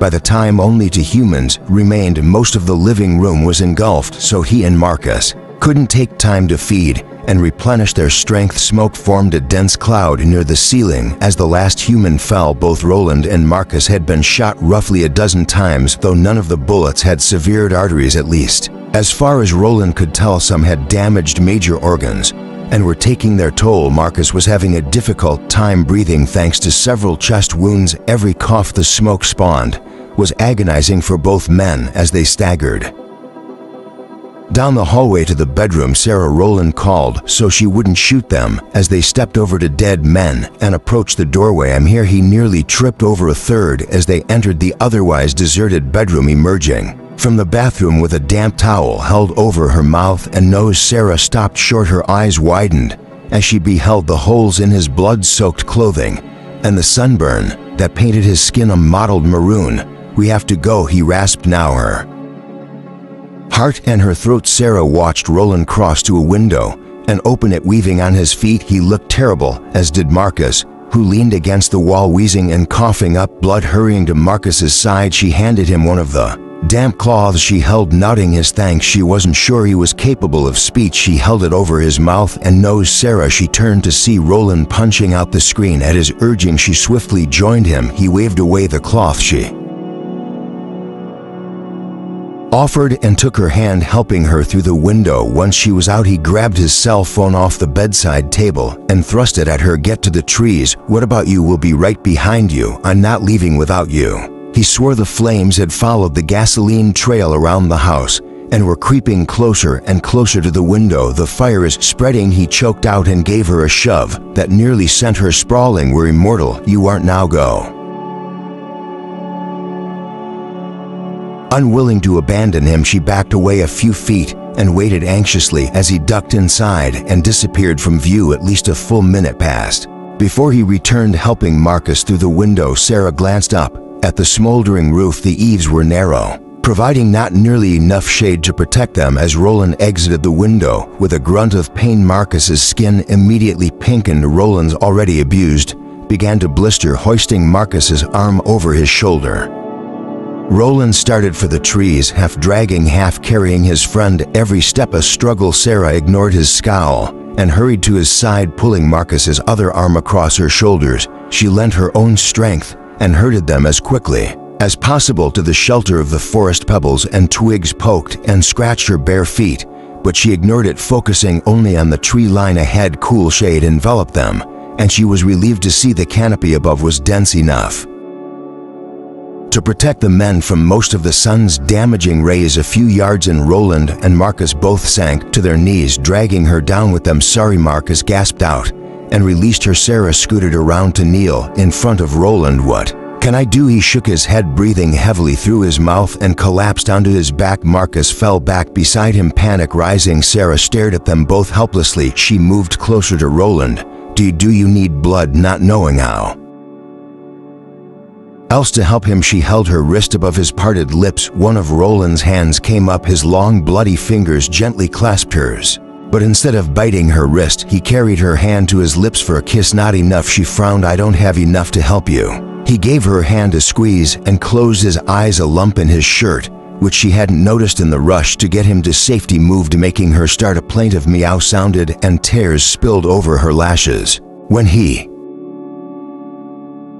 had gone back from Marcus, he must have unearthed Naichi and stuffed him down his shirt. Rowland's breathing slowed. Marcus's was scarcely detectable. Were they dying? Trembling, Sarah bit her lip and looked around. Didn't she even have enough blood to tide them over? Until Rowland's cell phone lay where she had dropped it, an idea forming. She lunged for it. There was only one phone number stored in it. Eyes glued to Rowland's chest, Sarah swiftly dialed it and prayed it was the one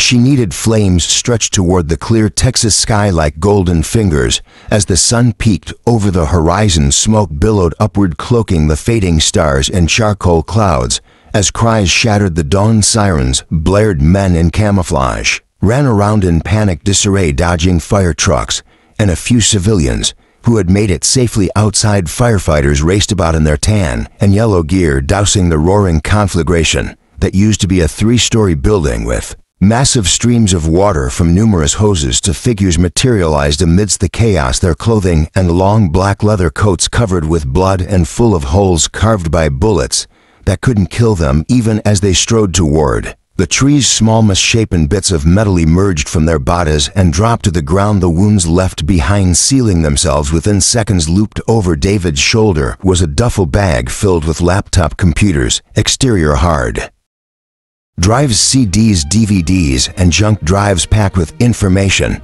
they would comb through later. Cradled in Seth's arms was the woman they had come for, her naked, malnourished body wrapped in a bloody lab coat so light he doubted she weighed more than 80 pounds. The darkness of the forest embraced them. Seth carefully adjusted his unconscious burden so her head would be pillowed by his shoulder. A moan escaped her chapped, cracked lips. Between ragged breaths, his mouth tightened in fury. "We should have killed them all," David growled beside him. "Those we left alive had no knowledge of this." A trebly version of Disturbed's "Down with the Sickness" split the air. Seth halted. It was his cell phone. Turning partially away from David, he said, "Back right pocket, see who it is." David retrieved the phone. When he saw who the caller was, he frowned and met Seth's gaze. "It's Roland." Sarah stared at Roland, willing him to keep breathing while she held the cell phone to her ear and counted the rings 1 to 3 for "Please answer." "Hello," a lightly accented bass baritone voice said finally. Seth, she practically sobbed in relief. "Yes."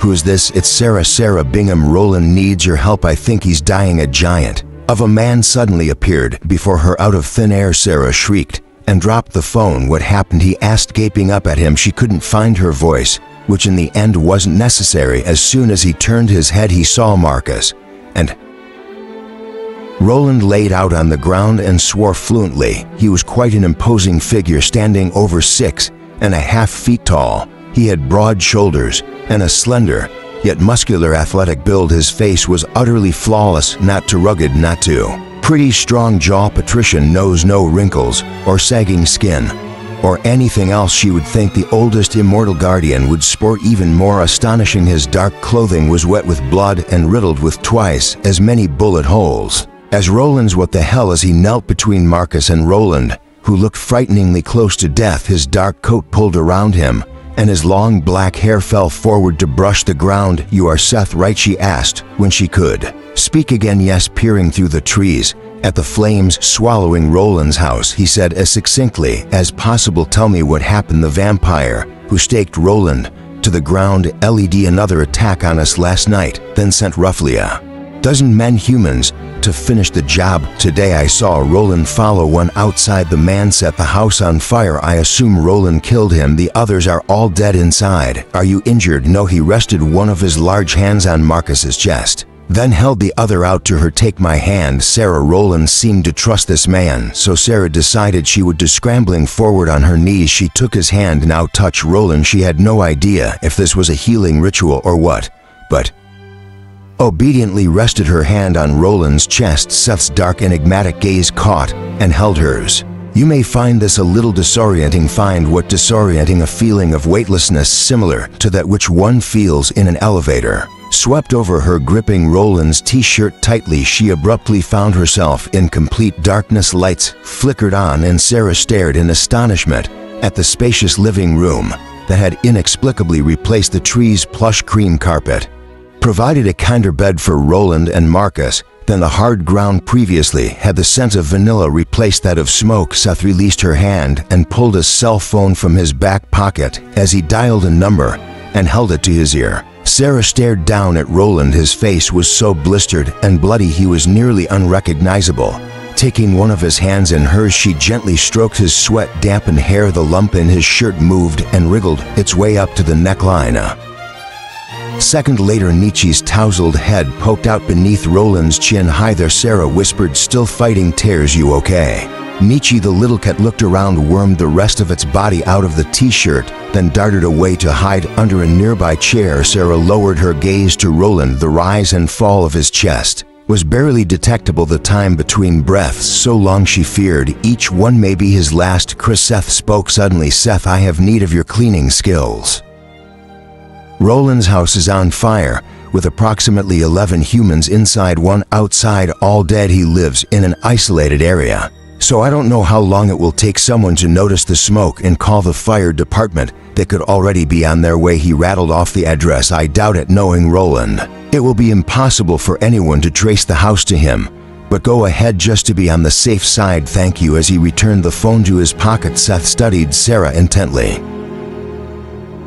"Roland told you what he is?" "Yes, I know he's an immortal, and you have no problem with that." "No, I'm glad he is. Otherwise, he would be dead right now." Nodding thoughtfully, he leaned forward and placed his hand on Roland's chest. Sarah thought At first he was feeling for a heartbeat, then his hand began to glow. Heat radiated from it. Beneath her astonished gaze, the blisters on Roland's face, neck, arms, and hands shrank, then vanished. Pink skin returned to a natural golden tan. The angry bullet wounds in one of his arms, and those visible through the ragged tears in his clothing, sealed themselves, smoothed out, and faded to nothingness. A few in his torso spat out mangled lumps of metal she dimly recognized as bullets, then did the same by the time the glow faded, and Seth removed his hand. Roland looked whole and healthy again, if a trifle pale. Sarah watched Seth turn and place his hand on Marcus. Roland told me immortals, who are healers, can't heal severe wounds without it draining their strength, and the wounds opening on their own bodies even when they were in top form, and Seth appeared to have been shot more than the two men he was healing combined, yet no wounds had opened on him. They can't. Seth said, I can. His hand began to glow again. Bullets emerged from Marcus's body as his burns faded. She frowned. Was Seth stronger because he was older, or was he different? Are you not an immortal? Then he smiled, so handsome he would have taken her breath away if Roland hadn't already turned her head. I'm about as immortal as they come. Sarah couldn't decide whether that answered her question or not. The ethereal glow faded, leaving Marcus as whole as Roland. Does blood make you squeamish? Seth asked, sitting back on his heels. Sarah looked down at Roland's blood-soaked form, then at the stains on her own clothing. Smiling wryly, she said, if it did, I'd pretty much be screwed, wouldn't I? He laughed. She nodded, too.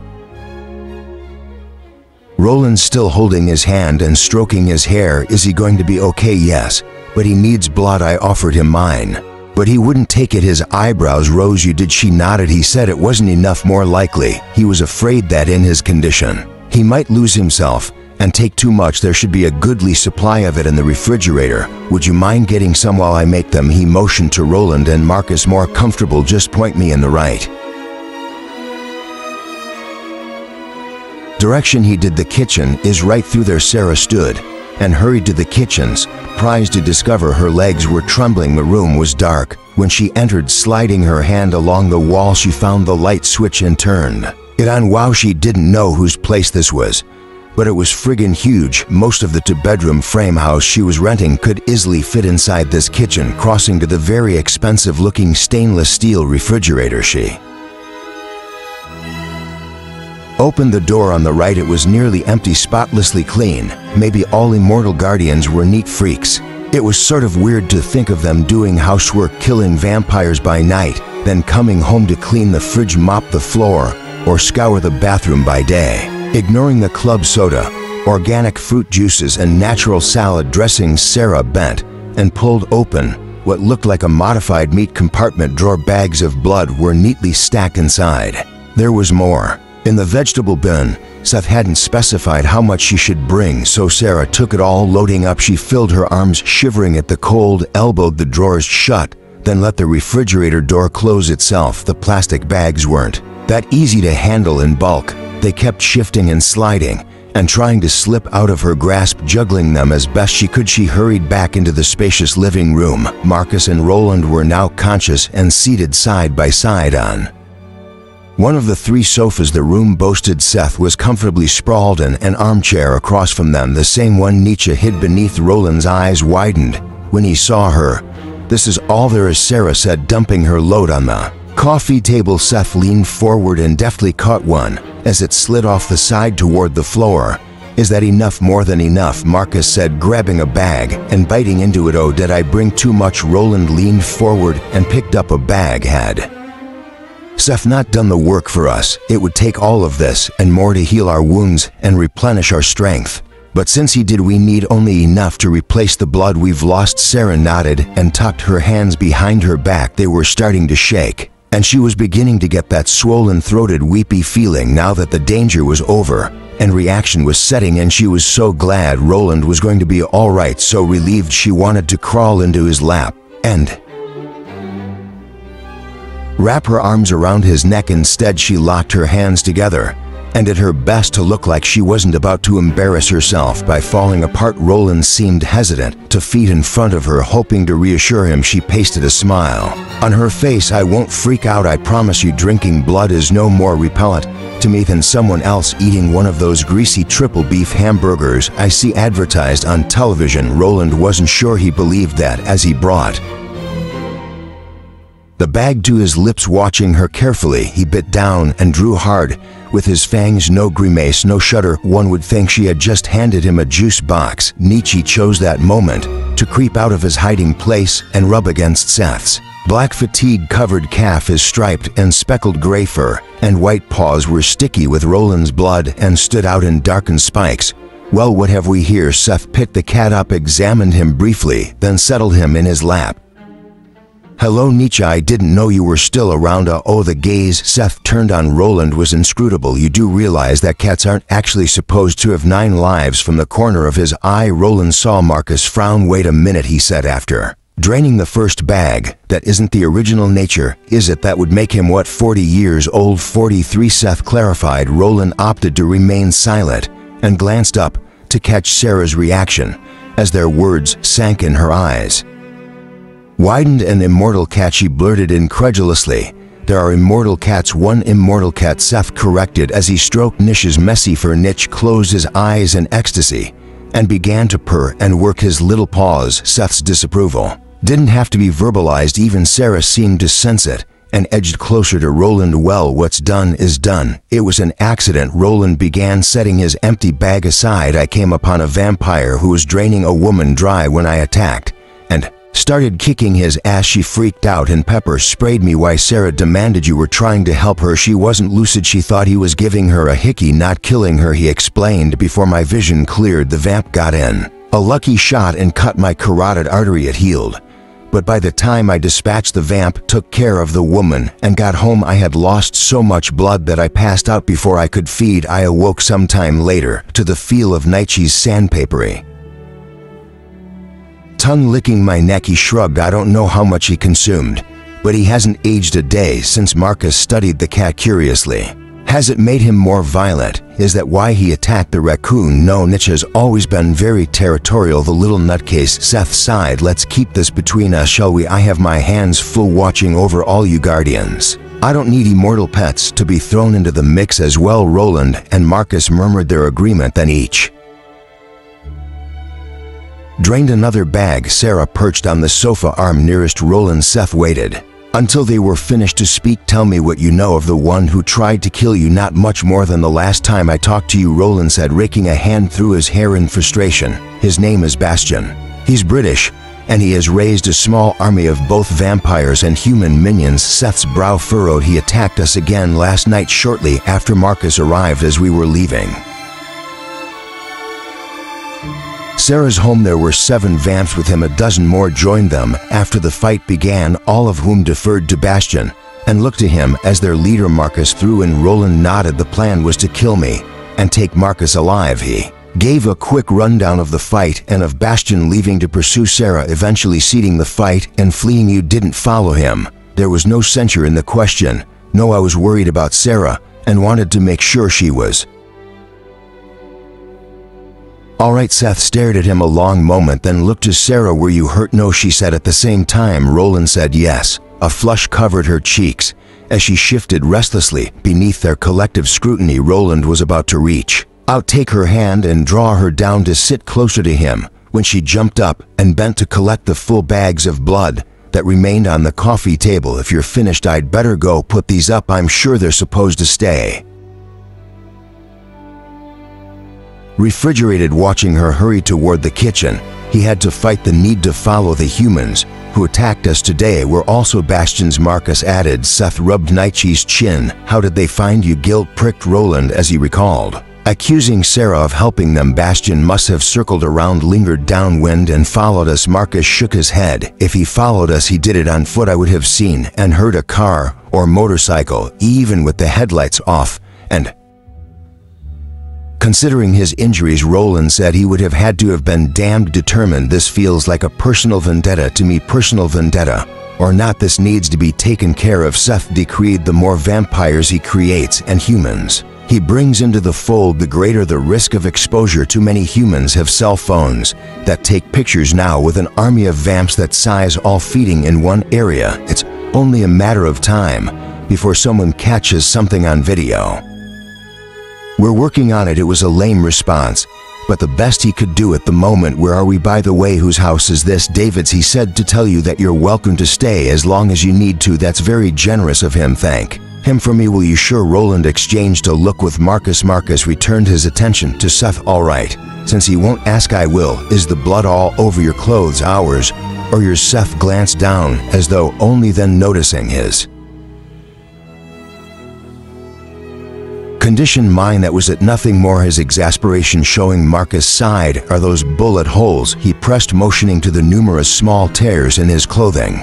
"Yes." Marcus turned to Roland. "You know, I didn't register until this very moment just how alike the two of you are both." Seth and Roland frowned. Seth because he apparently wasn't pleased with the comparison, and Roland because for once it bothered him that he was the thorn in everyone's side. Was he really that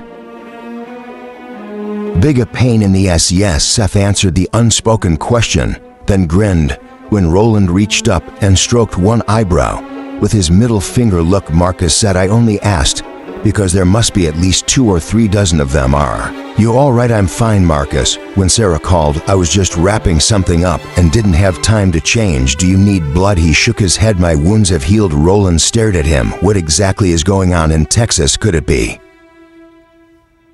related to whatever is happening here?" "No," Seth said decisively. "We aren't." He broke off, tilting his head to one side. He looked away as though listening to something. Pulling out his cell phone, he dialed a number and held it to his ear. "What's wrong?" Roland glanced at Marcus, wondering to whom Seth was speaking. "Where's she now?" Seth asked the unseen speaker. Marcus raised one eyebrow. "I'll be right there." Nietzsche mused a protest as Seth set him on the carpet and rose, tucking his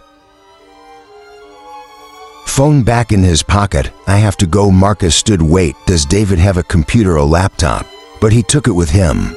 "Then can you drop me at my place? I want to do a little cyber sleuthing and see what I can come up with." In answer, Seth reached out and touched Marcus's shoulder. "Keep me posted," he told Roland. Then the two vanished. Chapter 11. All was quiet when Seth appeared in his Houston home. Well, not entirely quiet. The sound of rapid, jagged breaths drew him upstairs to one of the many guest bedrooms he kept for visiting Immortals, and their seconds. Darnell, David's second, stood in the hallway out of sight of the bedroom. Brow furrowed, David stood in the doorway, hands raised in a gesture of peace that, coupled with his height-muscled body and blood-soaked clothing, however, apparently did little to reassure the object of his attention. Seth brushed by both men and entered the room, pausing a step inside. No doubt he was equally intimidating, though. For once he did not intend to be across the room. The young woman they had rescued cowered on the floor, squeezed into a corner between a dresser and the wall. "What happened?" he asked David, his eyes on the woman. "She awoke shortly after I began to heal her and panicked," David murmured. "With those wounds she shouldn't move, but I couldn't bring myself to restrain her. I didn't want to frighten her." He shrugged helplessly. "I've tried talking to her, but she doesn't respond. Mine is not the voice she is accustomed to hearing in her head." Seth nodded and took a step toward her. The woman flinched and pressed her body tighter into the corner, knees practically touching her chin. Her red hair had been carelessly cropped and hung in short-length strands about a pallid face. Dark hollows painted the skin beneath wide, fear-filled green eyes and sharp cheekbones. She was small and frail, so thin as to be skeletal. Clearly she had been starved, but her torture had not ended there. Dozens, if not hundreds, of cuts, burns, and puncture wounds covered her arms and legs. The 2 smallest fingers on her right hand had been cut off at the first knuckle. The wounds still raw and unbandaged, though he couldn't see her feet now. They were hidden beneath the hem of the robe David had wrapped around her. He knew that 2 of her toes were missing as well. The worst of her wounds lay in her torso. When Seth and David had burst into the room in which she had been confined, she had been naked, manacled to a table, her chest laid open as 2 men in surgeon scrubs shocked her exposed heart with small metal paddles. Had he not heard her screaming in his head, Seth might have thought she had died during open heart surgery and that they were trying to resuscitate her. But she hadn't been dead, and because they hadn't sedated her, she had felt everything they were doing to her. "Did you heal her chest?" he asked quietly. "Not completely. I was almost finished when she awakened." Cautiously, Seth took another step toward her, bending so he wouldn't tower over her quite so much. Easy, he crooned when she gave another start. Easy, we aren't going to hurt you, we want to help you. Do you remember me? He asked her telepathically. Perhaps his voice sounded different when he spoke aloud than it did when he spoke to her in her mind, or perhaps her captors had deafened her. There was no way of knowing yet how deeply some of her injuries. When her gaze flew to his clung, you called for help, and I answered you. Tears welled in her tragic eyes and spilled down sunken cheeks.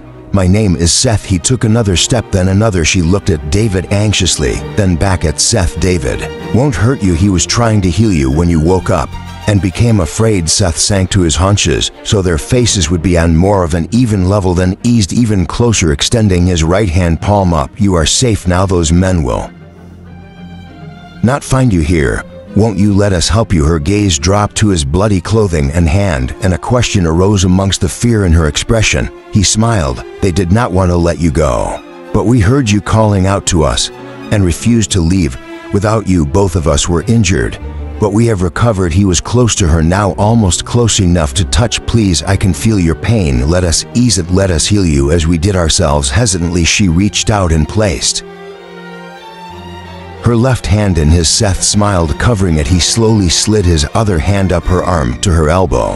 As he did, the cuts, burns, and bruises he touched healed and disappeared. Her breath caught. You see, we wish only to help you. Taking her right hand, careful not to put any pressure on her damaged fingers, he drew her to her feet. Her ordeal had left her severely weakened. Seth steadied her when she would have staggered and fallen, and sent her another smile when he looked down to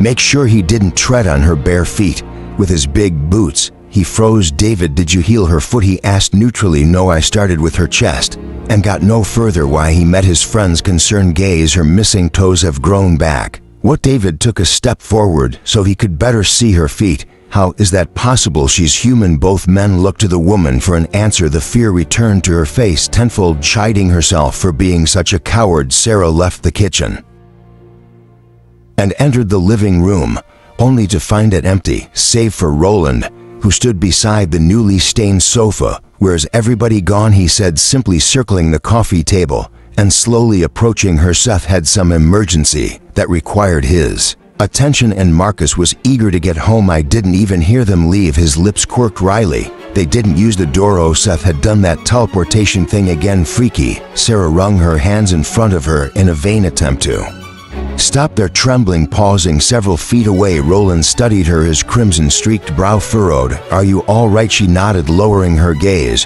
when her vision wavered. With tears, a lump lodged itself in her throat as the trembling spread from her hands to the rest of her body. Sarah, he asked, voice soft with concern. Shaking her head, she was so not all right. She strode forward until her forehead met his chest. His arms came around her, strong and reassuring. Sarah slid her own around his waist and burrowed closer, tears streaming down her cheeks. He whispered, it's all right. His large hands slid up and down her back in long, soothing strokes. Everything is going to be all right, she nodded, embarrassed by her tears, yet helpless to stem their flow. He rested his chin atop her head, held her tight. I'm so sorry about all of this. Sarah shaking her head, she spoke between sniffles. It isn't your fault. Some jerk wants to kill you. He laughed and tightened his hold on her. Yes, but I didn't have to drag you into it. You didn't drag me. I pretty much plowed my way in. And though it's selfish of me to admit it, I'm very glad you did. Her tears abated beneath his tender, calming influence. Raising her head, Sarah took a step back, a little disappointed when his arms fell away. I'm sorry, I keep crying. She swiped at her damp cheeks. You must think I'm a total basket case. Her body was still racked with shivers, yet he was as relaxed as though they had just spent a pleasant day sightseeing. He raised a hand, brushed the hair at her temple back with gentle fingers. If you knew what I truly thought of you, you would never stop. Blushing, she stared up at him. I wouldn't. He slowly wagged his head from side to side. You were magnificent today. Confronted with a dozen men armed with semi-automatic weapons, you didn't panic. You wielded your 9mm with cool precision and faced down 3 of them on your own, then saved my ass again. And Marcus's his view of what had happened sounded a lot better than her own. I was terrified, she countered. Not cool under fire, not magnificent, terrified. I thought you were going to die when I saw you with all those wounds and the sun scorching your skin. I thought you were going to die, Roland, and damned if more tears didn't well up and spill over her lashes just at the thought of it. He stared at them as though mesmerized. Blood loss will not kill me. It may hurt like hell, but it won't kill me. I can slow my pulse and metabolic rate so that I can survive as long as it takes for another blood source to come along. But the sun will roast me, Sarah, when I'm that injured. And I don't know that I would have made it to the forest if you hadn't hold us there, then called in the cavalry. Are those tears for me? She almost didn't catch the question tacked on to the end with no pause. Yes, she admitted, I've gotten a little attached to you. His brown eyes turned amber, began to glow. I've grown attached to you too. He stroked a finger along her jawline. She didn't know what to say to that. I can't seem to stop shaking. Taking her hand, he gave it a squeeze. I can remedy that. He turned and strode through the living room. Sarah let him pull her along after him into a hallway with several closed doors. It's been a couple of decades or so since Marcus came to visit me, he said, opening a door on the right. The room inside appeared to be a library, but he stayed here when he did, and I seem to recall him mentioning he opened the door across from it, and Sarah peered past him into a stairwell that led down into darkness, a basement. He finished with a smile. Excellent. She didn't know how a damp, chilly basement was going to help her, but tramped down the stairs behind him anyway. Perhaps after the incident with the sun, he found the idea of being underground soothing. She probably would if she were in his position. The wooden steps were cooled beneath her bare feet. At the bottom lay a wide carpeted hallway that led to the left and to the right. Roland went right and opened the first door they encountered. When he flicked on the overhead light, she saw it was a lovely bedroom, not cold or damp at all. It'll do, he announced dismissively. She glanced up at him. I liked yours better too. He gave her another of those heart-stopping smiles over his shoulder and drew her forward through the room and into a bathroom nearly as large as the bedroom. Geez, Immortals really had a thing for luxurious bathrooms. As she glanced around at her opulent surroundings, Roland took her by the shoulder and steered her away from the sinks. Don't look in the mirror, which naturally made her gaze fly straight to one of the two mirrors mounted above the double sinks. When she saw her reflection, her eyes widened. There was blood smeared all over the middle and left side of her face from forehead to chin. She looked like friggin' Carrie on prom night. Roland's reflection in the mirror grimaced. Sorry about that, it came off my shirt when I held you. That's okay. She refrained from mentioning that. Seeing her pale, wide-eyed face liberally coated with ruby liquid gave her the creeps. Crossing to the shower, Roland opened the glass door and leaned in. The faucet squeaked a little as he turned on the hot water. Almost instantly steam began to spill forth. He turned on the cold tap, adjusted the temperature to suit him, then straightened and turned to face her. Now, he said, prowling toward her, let's get those clothes off. Her pulse skittered wildly. What the best thing we can do to stop the shaking is to get you into a nice hot shower. You'll feel much better once you're warm and the remnants of the day are washed away. Sarah had no idea what he had just said. She couldn't concentrate when he was staring at her with those incandescent eyes, especially since he was pulling his ragged t-shirt over his head while he spoke. Beneath lay blood-stained muscles that rippled and flexed as he tossed the material aside. There were no signs of any wounds, only pure perfection. What am I supposed to be doing again? She asked absently. Taking your clothes off and enjoying a steamy shower. And your plans are? He smiled and reached for the hem of her shirt to enjoy it with you. Sarah let him pull her shirt over her head. Her tongue inconveniently tied. Seth wouldn't have brought us here if he didn't think it was safe, he went on. But until I double-check the security myself, I'm not letting you out of my sight. She nodded. That worked for her. Don't worry. His face softened though his eyes still glowed. I'll respect your no sex with strangers rule and keep my pants on you. However, a teasing glint entered his eyes. Should feel free to take off as much as you want, even covered with blood. He tempted her. She had told him she didn't have sex with men. She had just met men she didn't really know. But when Sarah took into account what she did know about Roland, were the things she didn't really that important. So she didn't know his favorite color or his favorite ice cream flavor. No, wait, actually she did know those. His favorite color was green, and he liked banana nut soy ice cream, one of her own personal favorites. She didn't know his favorite movie or what kind of music he preferred, what his favorite television show was, but she knew he was honorable, that he had spent every night for nearly 1,000 years defending and protecting humans like herself from those who preyed upon them, suffering untold injuries, and the process then turning around and doing it all over again. The next night she knew he placed her safety above his own and wouldn't hesitate to risk his life in order to save hers. She knew he had willingly drawn the pain and injuries into himself to ease her discomfort, and would do so again. He had been nothing but kind to her since the moment they had met. He was patient with crazy kitties. He was very loyal to his friends and clearly felt affection for them, though he hid it behind a gruff facade. When in their presence she knew his troubled past, some of it anyway, and suspected he was as leery of surrendering himself to another as she was, yet he was capable of such tenderness, such passion, as she had learned firsthand last night. Just thinking about it made her body clench. That little practical voice that usually stayed her when tempted instead taunted her by pointing out that since he was immortal she didn't have to worry about STDs, and this was a safe time in her cycle, which meant no pregnancy fears either. What the hell was she waiting for? Sarah smiled and unbuttoned the waist of her jeans. She knew she felt as comfortable with Roland as she would with an old friend, and more drawn to him than she had ever been to another. His gaze dropped to her hands. She knew he wouldn't touch her if she didn't want him to, even with an erection already straining against the front of his slacks. He watched every movement avidly as she slid the zipper down, then peeled the jeans down her legs and stepped out of them, and she knew she wanted him to touch her, needed it almost desperately. Roland, she said, reaching around behind her and unhooking her bra hem, his hands curled into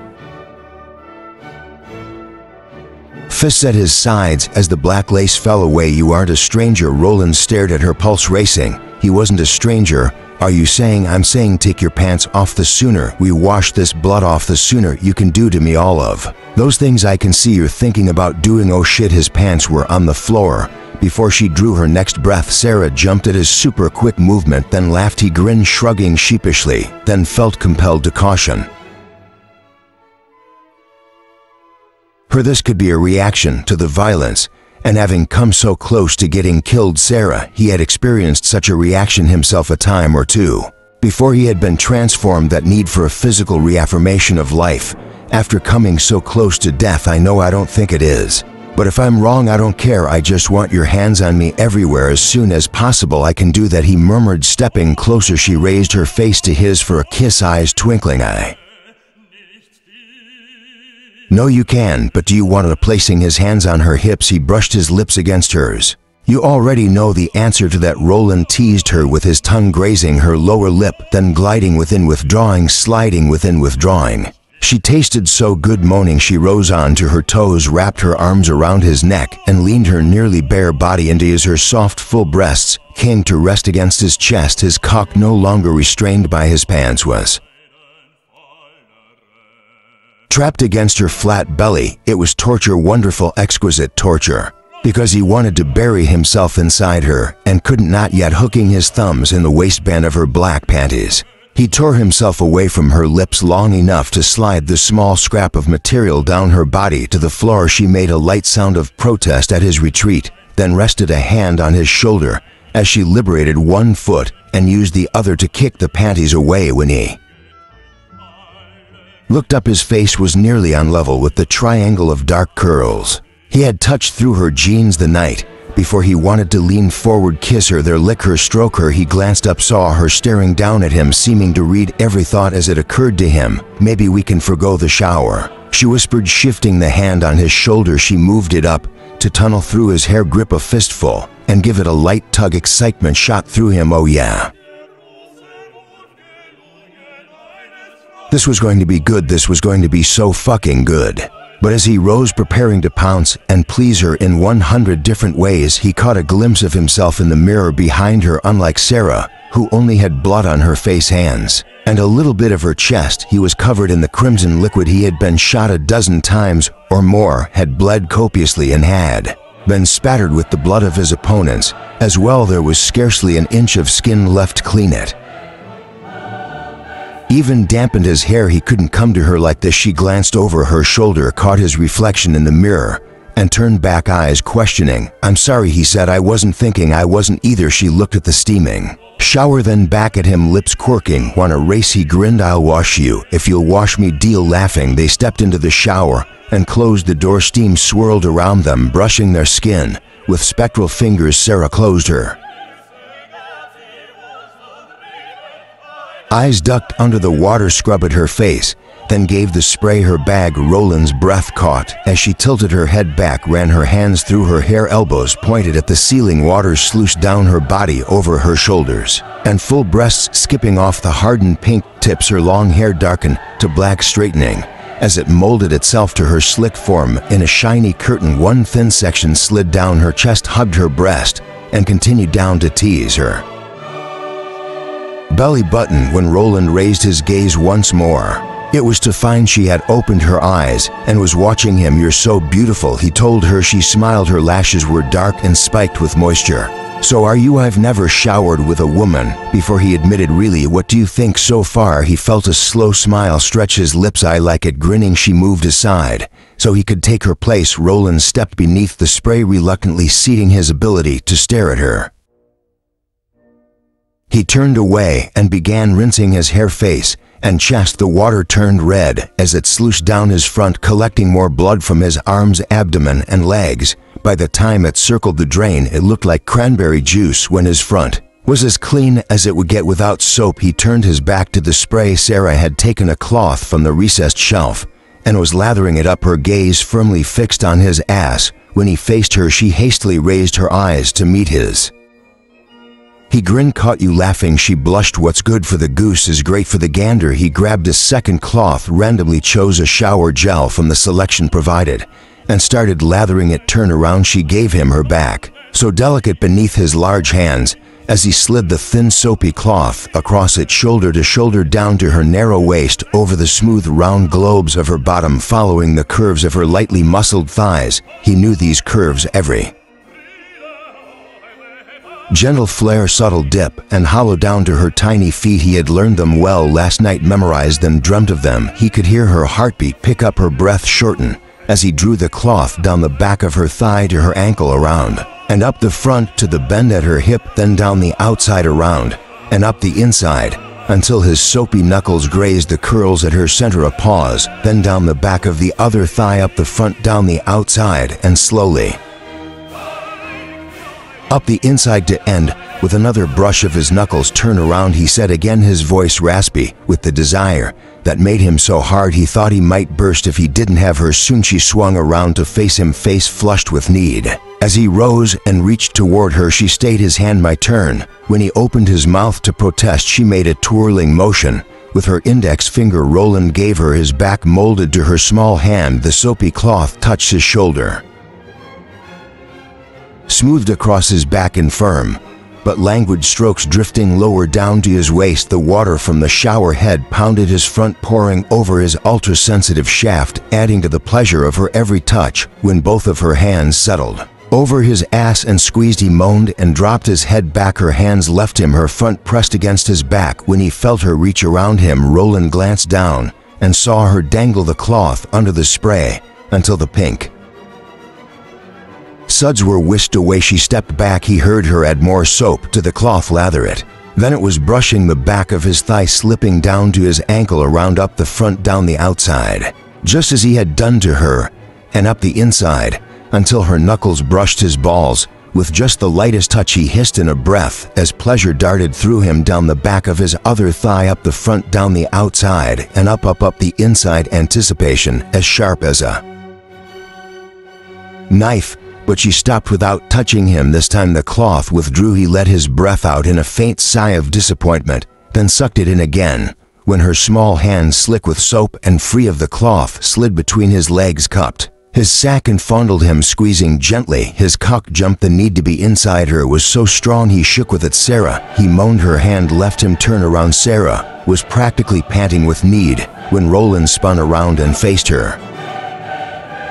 His chest rose and fell as swiftly as hers. His eyes glowed brightly. His swollen erection strained toward her. Hurry was all she could say. He tossed his cloth aside and instead palmed her breasts. With soapy hands dipping his head, he captured her lips in a feverish kiss. When his thumbs and fingers found the hardened peaks and strummed them, pinched them, circled them, a throaty sound of need unlike any she had heard herself make before escaped her. Dropping her own cloth, she followed his example and drew her sudsy hands across his powerful chest. One of his hands slipped down her stomach to the damp curls at the juncture of her thighs. Her knees nearly buckled when he stroked her clit with his thumb, and finding her entrance, dipped a finger inside. Moaning, she trailed a hand down to his erection, curled her fingers around him. He was too large for her to enclose completely, and stroked him from base to tip. He groaned, urging her on with his hips. When she stroked him again and again, "Fuck this," he muttered. "We're clean enough," Sarah sputtered, then laughed as he drew her back with him under the steamy spray. They aided the water and swiftly sweeping the suds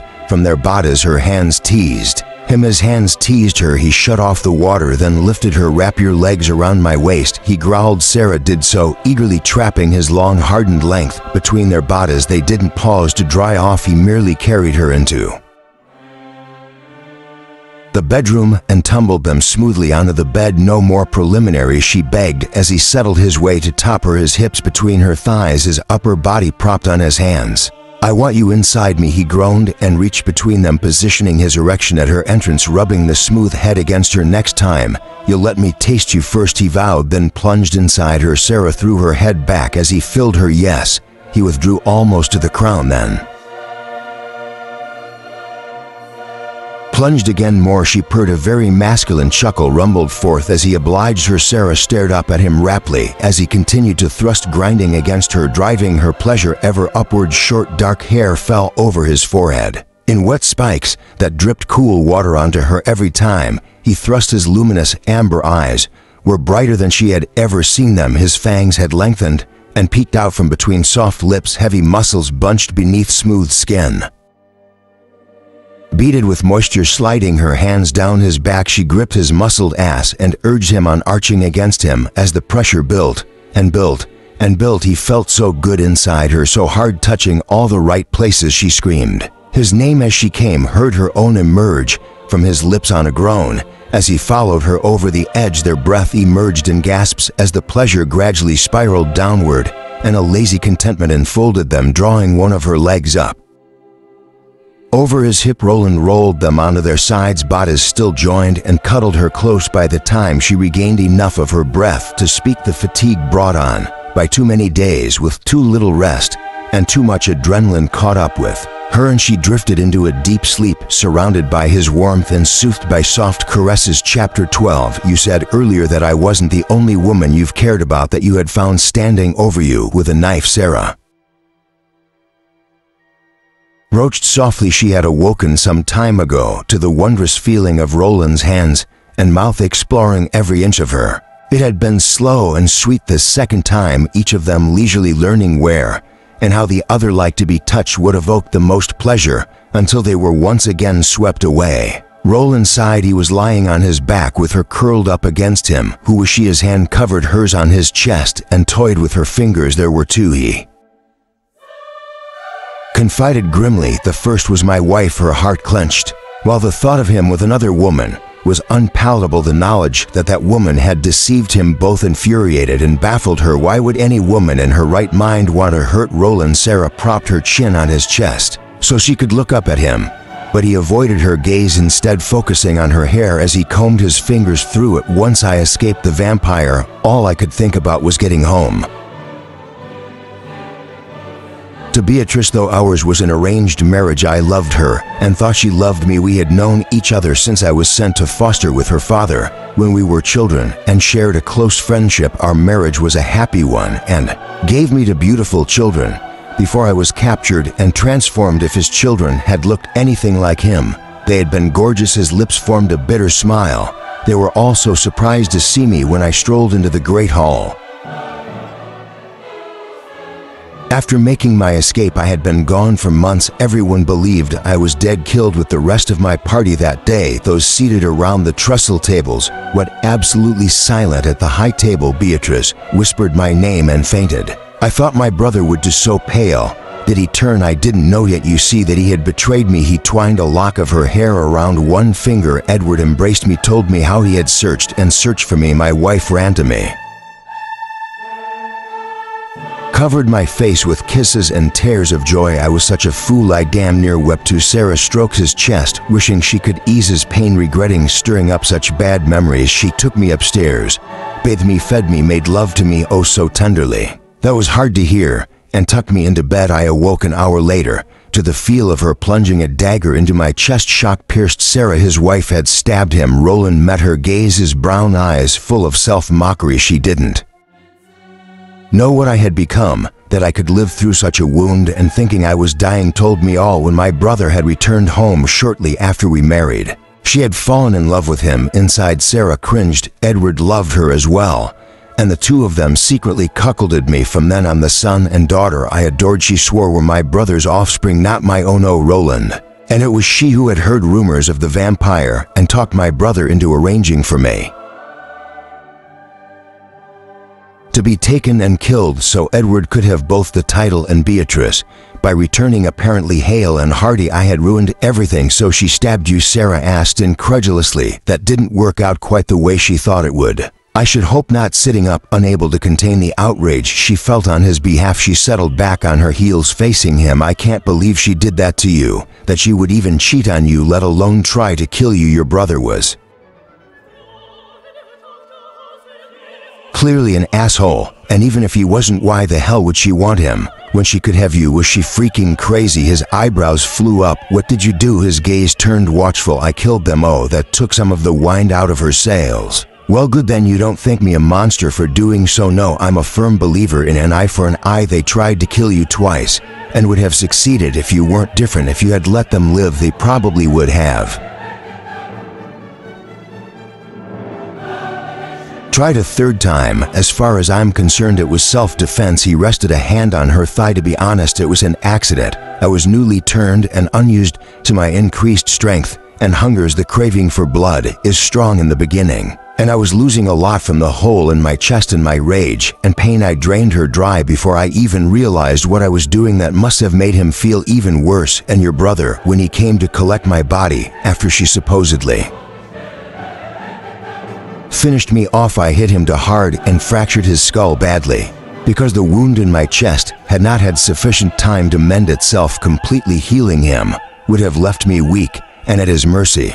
So I did nothing. I let him die. There was guilt there, despite all that his brother had purposely done to him. Lying down again, Sarah slid over and stretched out on top of him like a blanket. I'm sorry, Roland. His arms came around her and held her tightly. It was a long time ago, but I can tell it still hurts. Yes, he reluctantly acknowledged.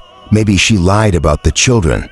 That had probably hurt more than anything else she did. I'm sure of it. She looked up at him. How he smiled. I told you I was born with special gifts. Yes, those gifts were passed down to me from my mother, who had similar gifts. My father had none. When my mother died, he remarried, and my stepmother bore him Edward and 3 girls, none of whom were gifted ones. His smile softened. My son was born a healer, my daughter with telekinetic abilities. Edward could not possibly have fathered them. Clearly, he had loved his children. Sarah could almost picture them, a smaller version of Roland, marching around in imitation of the proud Papa his pretty sister had wrapped around her tiny finger. She smiled. What were their names? Thomas and Emma. What happened after? Did you stay? Yes, I didn't know where else to go, so I buried Beatrice and Edward in secret and let everyone believe they had run away together. It was very difficult. I was still adjusting to the changes and feared what others would think. I explained my photosensitivity away as an exotic illness I had contracted when my captors shipped me off to the Holy Land. She pursed her lips. Did it work? Some accepted it, others did not, and feared me. Superstition had a stranglehold on many back then, so I've heard. I frightened myself at times. After what happened with Beatrice, I worried I might inadvertently hurt the children and was almost afraid to be around them. Then Seth arrived and helped me understand everything better. How did he know who and what you were that you needed help? I don't know. He's so much older than I am. His power's unimaginable. He always seems to sense when gifted ones have been transformed and makes his way to them to help them, teach them, and eventually train them in ways to protect themselves and hunt vampires. If he can't do it himself, he assigns another immortal to train them. She frowned. Why didn't he come to you when the vampire first took you? Why didn't he free you? You were down there for months. Gifted ones are harder for him to pin down than immortals, and I didn't transform completely until right before I escaped. He had sensed I was turning and begun to search for me. But you have to understand there were fewer of us back then, so if he passed through an area with a vampire problem, he had to pause long enough to take care of it before moving on. Oh, wrapping her arms around him, she hugged him tighter. Just hate the idea of you suffering the way you did. Roland pressed a kiss to the soft hair atop her head and rolled them to their sides. He felt strange, lighter, perhaps as if sharing with Sarah the pain and anger that had pressed down upon him for so long had finally liberated him from it. Was this contentment he felt seeping into his very marrow as he twined his legs through hers? It had been so long he barely recognized it. With a wondrous sense of peace, he realized he could finally think of his children without their memory being overshadowed by Edward and Beatrice's betrayal. I presided over my home for a decade and was able to watch my children grow to adulthood before people began to notice I wasn't aging. He smiled. Emma became a beautiful young woman, sweet-natured and generous. Thomas was nearly as tall as I am, and so handsome. The girls all fought over him. Both of them were incredibly bright. I could not have been more proud. Thomas was an immensely powerful knight and earned his spurs a year younger than I did. He boasted he had such honor within him. Was so like my father. No, Sarah corrected softly. He was so like you. Tipping his chin down, he found her smiling up at him. She drew a finger along his jawline in a light caress that made his skin tingle. Handsome, smart, and honorable. It sounds like he was a carbon copy of his father. Roland's throat thickened, and he was shocked to feel moisture well in his eyes. Abashed, he buried his face in her hair. Did you tell them what you were? She asked, stroking his back. He had to swallow hard before he could speak. No, I stayed as long as I dared, long enough to see Emma happily married to an earl who adored her, and to ensure Thomas was ready to assume the title. Then I said my goodbyes, left, and had one of my immortal colleagues send them word of my supposed death. Sarah pressed a kiss to his neck. Did you ever see them again? From a distance, I watched over both of them until they died, then watched over my grandchildren until they died, and their children as well. Immortality must be difficult at times. It can be. I'm not the only guardian who has isolated himself from others, forming attachments with humans and having to watch them grow old and die generation after generation can become unbearable as the centuries accumulate. It would be no different with Sarah when she was stooped with age, her hair a snowy white complement to the wrinkles mapping her sweet face. He would be the same as he was now, unchanged by the decades that had passed. The thought was an unwelcome one he hastily pushed aside, unwilling to let reality intrude just yet to rob him of the happiness she inspired. I hate to ask this, she said, but you said do women tried to kill you? Who was the other? My betrothed, she muttered something into his chest. He couldn't make out. Was her name Mary? He frowned. Yes. What do you know of her? Only what you and Marcus said about her while he was trying to talk you out of healing me. Oh well, it's a much shorter story. I met her in the 17th century, lost my head over her, asked her to marry me, and when she said yes, told her what I was, she freaked out, but I managed to calm her down, or so I thought. She said she needed time to think. I gave it to her the next afternoon. She stormed into my home with half a dozen humans bearing knives, stakes, and torches, and tried to kill me. Even that memory lacked its usual bite. With Sarah's soft form snuggled up against him, Marcus was right. Mary had been a twitch. He had seemed to accept him by the time he had finished talking, so she had probably told her sister, then been swayed by her reaction. Sarah's small hands came up to cup his cheeks, drawing his gaze to hers. Roland, yes, she was so adorable with her mussed hair and kiss swollen lips. I promise I will never betray you or try to kill you. Another piece of the shield he had erected around his heart fell away. He touched his lips to hers. I believe you. It was true, he did, and I have to tell you, That scares the hell out of me. I know if I were in your shoes it would scare me too. But I would never intentionally harm you. The somber promise in her eyes, more brown than green today, morphed into amusement. Notice, I said intentionally. Occasionally, I have what I call clumsy days when I just can't seem to do anything right, which tends to result in bruises, cuts, or burns. So if you hang around me long enough, you might unwittingly become a victim and acquire a few yourself. If you hang around me long enough, was it a backhanded invitation? Could she be implying she wouldn't be averse to spending more time with him when this was all over, that she might be interested in pursuing a relationship with him? Is that what he wanted? Hell yes. Rolling her to her back, Roland took her lips in a deep, devouring kiss and whispered, "I'll risk it." The bleeding of his cell phone woke Roland from a sound sleep. Cursing himself for leaving it upstairs, he carefully extricated himself from Sarah's tangled limbs. Damn, he didn't want to leave her. Then raced up to the living room in a blur of motion. What he growled, answering on the second ring. "You must be Roland," a cheerful male voice said. "Who the hell is this? And how did you get my number?" The man laughed. "Oh yeah, you're definitely Roland. This is Chris Rodden. I'm this region's cleaner. Seth gave me your number." Rodden. Roland had heard of him. He was rumored to be one of the best, though Roland had never felt the need to call upon his services. Concealing the existence of both the vampiric virus and the gifted ones from the rest of society was a full-time job that required constant vigilance and connections in various law enforcement and government agencies. But Immortals had difficulty cultivating due to their aversion to sunlight and the time they spent hunting vampires and reducing the threat they posed. The computer age and advent of video cameras, cell phones that took pictures, and the internet made it all even more complicated. Fortunately, Seth had long ago begun ferreting out trustworthy humans to build a support network that helped Immortals with everything from investing their capital and multiplying their wealth to supplying weapons, providing new identities every few decades, studying the disease that transformed them, researching a cure, performing daytime surveillance when necessary, and running interference with humans who became too curious for their own good. The network had been in place and steadily expanding for centuries. Now many of the humans employed by the network were descendants of previous members who had passed the torch to their sons or daughters. Absolute loyalty was imperative. Rules and guidelines were strictly implemented. Those who strayed and broke faith with the network, and there had been very few, were swiftly tracked down and punished by the network's human enforcers.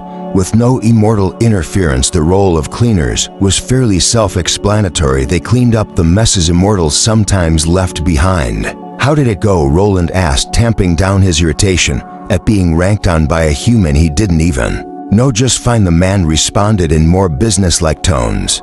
"I'm sorry to say your house is a total loss. We managed to get there before anyone else did. Society's apathy really works in our favor. Sometimes most of the people who saw the smoke must have assumed someone else had already called 911 and not bothered to call it themselves, because we had plenty of time to stage it before the fire department arrived. Staged it as what? A drug deal gone bad at a meth lab. You did a hell of a job covering your tracks. By the way, even I couldn't find anything to link you to that house or the car in the garage, which was also destroyed, and the geo-prism. We got it out of there before the authorities arrived." "Who exactly did the authorities think you were?" "D arrived too late to rescue an agent whose cover was blown and who subsequently died in the fire." "How did everyone else pass themselves off as federal agents so easily when Roland couldn't make it fly with a crap? Do you want us to bring you a replacement car? We can have it there by sunset." "What happened to the prism?" "Nothing. I just assumed it was stolen." "It wasn't really. You should have put that hunk of junk out of its misery a long time ago. It isn't mine. It belongs to a woman who was caught in the crossfire. Sarah no doubt would have already replaced it if she could have. She's here with me, and I'm sure would appreciate getting it back." "A human woman?" Chris asked, his voice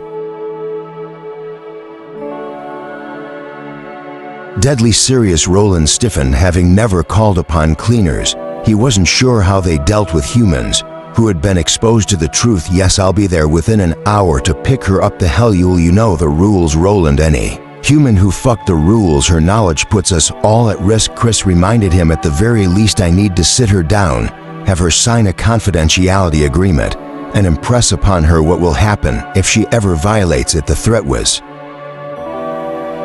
obvious. Anger welled within Roland as he listened. After all Sarah had been through since finding him in that field, there was no way he was going to let Chris intimidate and frighten her. I said, fuck the rules and fuck you, Roland snarled. You stay the hell away from her. Your ass isn't the only one on the line here, Chris said, his own irritation beginning to show. Do you have any idea how many laws my team and I broke today cleaning up your shit? This is standard procedure put in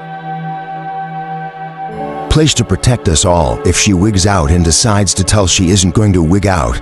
And my ass isn't on the line. I know that because she saved it. Now if you have any interest in keeping yours intact, you'll damned well steer clear of her. A long silence ensued. Roland sighed and pinched the bridge of his nose. Exhaustion beating at him. He really shouldn't alienate this man after the help he had rendered them earlier. Look, Rawdon, I don't mean to bust your balls. It's been a long days. I'm tired, I'm irritable, and I wouldn't even be here if it weren't for Sarah. She saved my life twice and has been through hell. I'm not going to repay her by letting you strong-arm her and threaten her. She has enough on her plate now that she's become as much of a target as I am a target. Chris repeated, the antagonism in his voice melting away. Why don't you clue me into what's going on? I know you usually work solo, but if you've got humans attacking you by the dozen, I can probably be of some assistance. Were those at your house minions or Independence minions? Though disclosing information to a perfect stranger made him uneasy, Roland filled Chris in on what had been happening. What's the name of the vamp? I only have a first name. Bastion. Country of origin, England. Physical description. Roland gave him one. Vamps don't have our resources, so they usually leave a money trail. If this one is lucid enough to organize and control an army, he can't be too old. He also must live in the area. I've already got a guy tracing the license plate and VANG numbers on the SUVs the minions drove to your place. We took them before the fire department arrived and replaced them with a couple of crap cars. We'll check them for prints and other forensic evidence. Then let me see what I can come up with, and I'll get back to you. Thanks, man. No problem. Call me if anything else comes up. I will. Do you want me to send out a team to guard you and Sarah while you sleep? No thanks. He couldn't extend his already shaky trust to anyone else, at least not yet. Okay, let me know if you change your mind. I will. After hanging up, Roland put Chris's number on speed dial. Roland, he turned, warmth invading him as Sarah shuffled into the room. Her long hair was tousled after their love-making and framed her face in tangled waves. Her eyelids were heavy, her lips still swollen from his kisses. Only his black t-shirt, which he silently admitted had never looked so good, covered her nudity. The sleeves that were short on him covered her elbows. The hem fell a third of the way down her pale, faintly muscled thighs. Seeing her in the too big plain cotton shirt stirred him more swiftly than the sexiest lingerie. Would he was filled with such tenderness and affection, such possessiveness. Mine. He wanted to shout it to the world, place his mark on her so everyone would know she was his hell. If he wasn't careful, he was going to find himself falling in love with her, and that way lay heartache and disaster. It never ended well when an immortal fell in love with a human. Only gifted ones could be successfully transformed, those rare individuals with the extra DNA memo groups that bestowed upon them special abilities and enabled their bodies to mutate the virus so they would become immortal rather than vampires. So many gifted ones had been killed before they could procreate in centuries past by fools egged on by superstition, fear, or envy that their descendants today were very few. The chances of an immortal finding and falling in love with one were astronomically low. Roland could number on one hand the times such had happened during his long existence. Word tended to get around when it did, and those love affairs had ended badly when the gifted ones chose not to be transformed. The fact that an individual could safely be transformed didn't necessarily mean he or she would want to be transformed, but even that hope had been denied him here. Sarah had none of the special gifts that would have indicated she was different. She lacked the black hair and dark brown eyes characteristic of all those who possessed the bloodline that would prevent her from turning vampire. A relationship with her could only end one of two ways. At best, he would have 50 or 60 years with her before she died in his arms of old age. His ability to heal may extend that a decade or so if he were lucky. At worst, They may have maybe 20 years of happiness before the signs of her aging could no longer be staved off, and those signs would gradually increase. The first time someone mistook her for his mother rather than his wife or lover would devastate her. She would feel self-conscious about the changes taking place in her body, while his remained youthful and insist they only make love in the dark under the covers where she thought she could hide. From his preternatural vision, as various parts of her continued to wrinkle and sag, she would begin to question his love for her. His attempts to reassure her by pointing out that if he were human and aging alongside her, he would feel no different. His devotion unfaltering would fall on deaf ears. Each night when he left to hunt, she would suspect he was seeing a younger woman on the side. She would grow increasingly bitter. He would become weary of her distrust and constant accusations, her lack of faith in him. It was always the same. He had been naive when he had courted Mary. Communication between Immortals had been very limited at the time and further hampered by his self-imposed isolation. He had foolishly believed that as long as he loved her, the inevitable changes in Mary's appearance wouldn't matter. It wasn't until the birth of the internet that allowed Immortals all over the world to meet and communicate with each other via chat rooms and message boards that he had understood the truth of it. But as Sarah approached him, a sleepy smile lighting her face, there was a part of him that wished just this once it would turn out differently. When I woke up, you were gone. Walking into his embrace, she wrapped her arms around him and leaned her head against his chest. Her small hands were cold on his back, her toes icy where they brushed his. He didn't mind feeling inexpressibly heart-sore. Roland rested his cheek atop her hair and let her presence soothe him. Is everything okay? She asked, rubbing his back. Yes, it was just Seth's cleaner calling to let me know everything had been taken care of. The police won't be questioning us about the fire or the dead men. Good. He couldn't help but derive a certain masculine satisfaction from the fact that his scent was all over her beneath. That was her own unique fragrance, tantalizing him as it always did. She squeezed him tighter momentarily. I'm sorry you lost your house, Roland. He shook his head slightly. The only things irreplaceable in it were you, Marcus, and Naichi, and you all made it out safely. He felt her smile against his chest. You're so sweet. Roland choked back a laugh. Sweet was an adjective he didn't think anyone had used to describe him since he was in swaddling clothes. You know what? She asked mischievously. What? He responded, still smiling. Raising up onto her toes, she tilted her head back and whispered in his ear, you're wearing my favorite outfit. He laughed and glanced down. I'm completely naked. She grinned. And you wear it so well. His spirits buoyed. He lowered his head. Sarah hummed her approval as his lips brushed hers. When she had awoken and found herself alone, she had felt a moment's panic. Then from a distance, the faint murmur of his voice had reached her ears. The bed had felt so cold and empty. She hadn't been able to go back to sleep without his big warm body spooned up behind her. After listening to the indistinct rumble of his voice for several minutes and hearing no responses, she had assumed he was talking on the phone. Donned his t-shirt, gone in search of him, and found him standing gloriously naked in the living room. For a moment, he had looked so sad. She had wanted only to hold him, comfort him, bring a smile to his face. But now, with his sleek tongue slipping past her lips and speeding her pulse, all she could think of was how it had felt to have him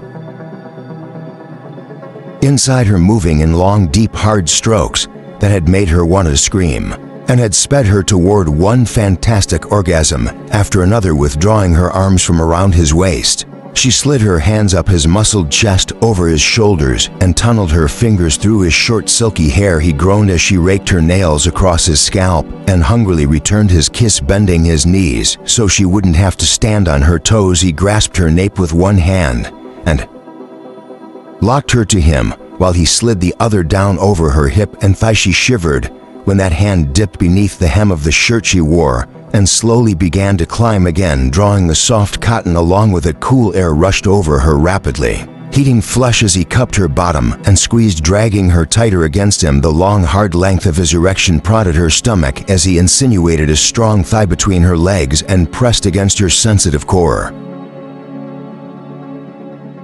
Sarah moaned, breath catching. She was already wet, dampening his skin As she rocked against him, his hunger rising, Roland released her tempting ass and slid his hand up her slender back. His body began to tremble with the need to be inside her. Abandoning her lips, he whipped the shirt over her head and bared her beautiful body. He stroked her breasts, pinched the hardened peaks. She jerked against him, smiling. He lowered his head and took one pink bud into his mouth, swirled his tongue around it, took it between his teeth, and bit. Though he was careful not to break the skin, he glanced up. When she moaned again, her face was flushed with passion, her hips urgent.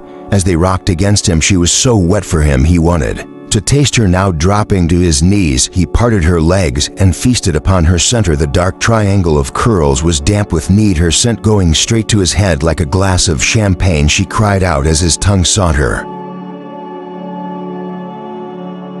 clit, rasped across it. His cock hardened even more as she clenched her hands in his hair and held him to her again. And again he teased the nub of her desire, circling it, flicking it, sucking it, as he slipped one finger inside her, then a second, stroking in rhythm with his mouth until she was panting and begging for release. A first orgasm crashed over her, drawing his name from her lips as her body spasmed around his fingers, and still he did not cease building upon it, extending it. Not until the last cry was wrung from her lips and her knees buckled did he withdraw. Roland caught her easily and lifted her even as he stood, urging her legs around his waist. He was shaking with need, her taste lingering on his tongue, the kisses and love bites she delivered to his neck only inflamed him more. Turning, he took 2 steps and pressed her against the wall, her ankles locked behind his back as she eagerly sought his mouth. Be careful, he warned softly, my fangs are very sharp. She nodded wordlessly, then shocked the hell out of him by stroking one with her tongue. A shudder of pleasure worked its way through him at this evidence of her acceptance of him. Supporting her weight with one arm, he reached up with the other to palm one of her breasts. He lowered his mouth to the other and again worshipped it with teeth and tongue. He couldn't wait much longer. As if hearing his thoughts, Sarah reached down between them and took his cock in her hand. Roland groaned as she stroked him, squeezed him, drew her thumb in circles around the moist, sensitive crown. I want you inside me, she murmured, her breath warm on his ear. Raising his head, he met her heated gaze and told her hoarsely, take me. Their eyes fastened to his. She guided him to her moist entrance, drew him in. He groaned. She was so warm and tight. Sarah sucked in a breath as Roland sank to the hilt, loving the heavy feel of him. His eyes glowed fiercely as he began to move, the amber bright against his tan skin and dark eyebrows. His fangs were extended fangs. He was careful to keep from cutting or puncturing her while he took her nipple between his teeth and stroked it with his tongue, sending shards of pleasure slicing through her. Roland, she moaned, burying her hands in his hair and holding him to her. You feel so good. His hands tightened, his thrusts increased, quicker, harder. Yes, she groaned, urging him against her with her legs, head falling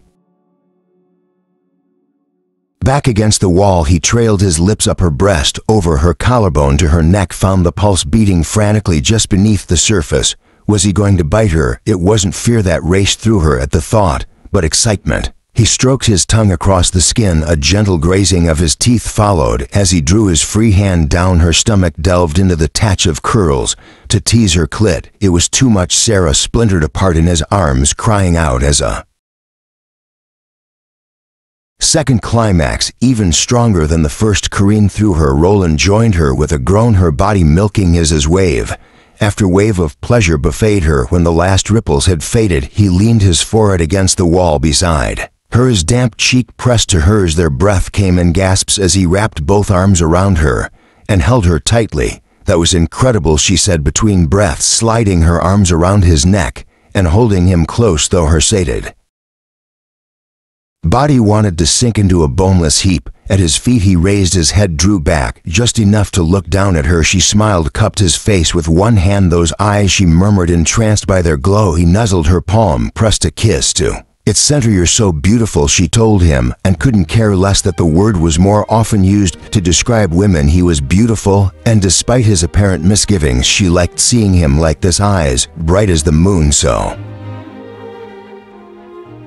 consumed by passion that he couldn't hide his true nature from her. His brow furrowed. I almost bit you, I know. She touched a finger to his tempting and talented mouth. He had the softest lips she had ever kissed. I'm sorry. Remembering his Previous experience with women, she gave him a quick kiss. "It's okay, Roland, you didn't scare me." She felt heat climb into her cheeks. To be honest, she leaned forward to whisper in his ear, "It turned me on." It did. She leaned back again so she could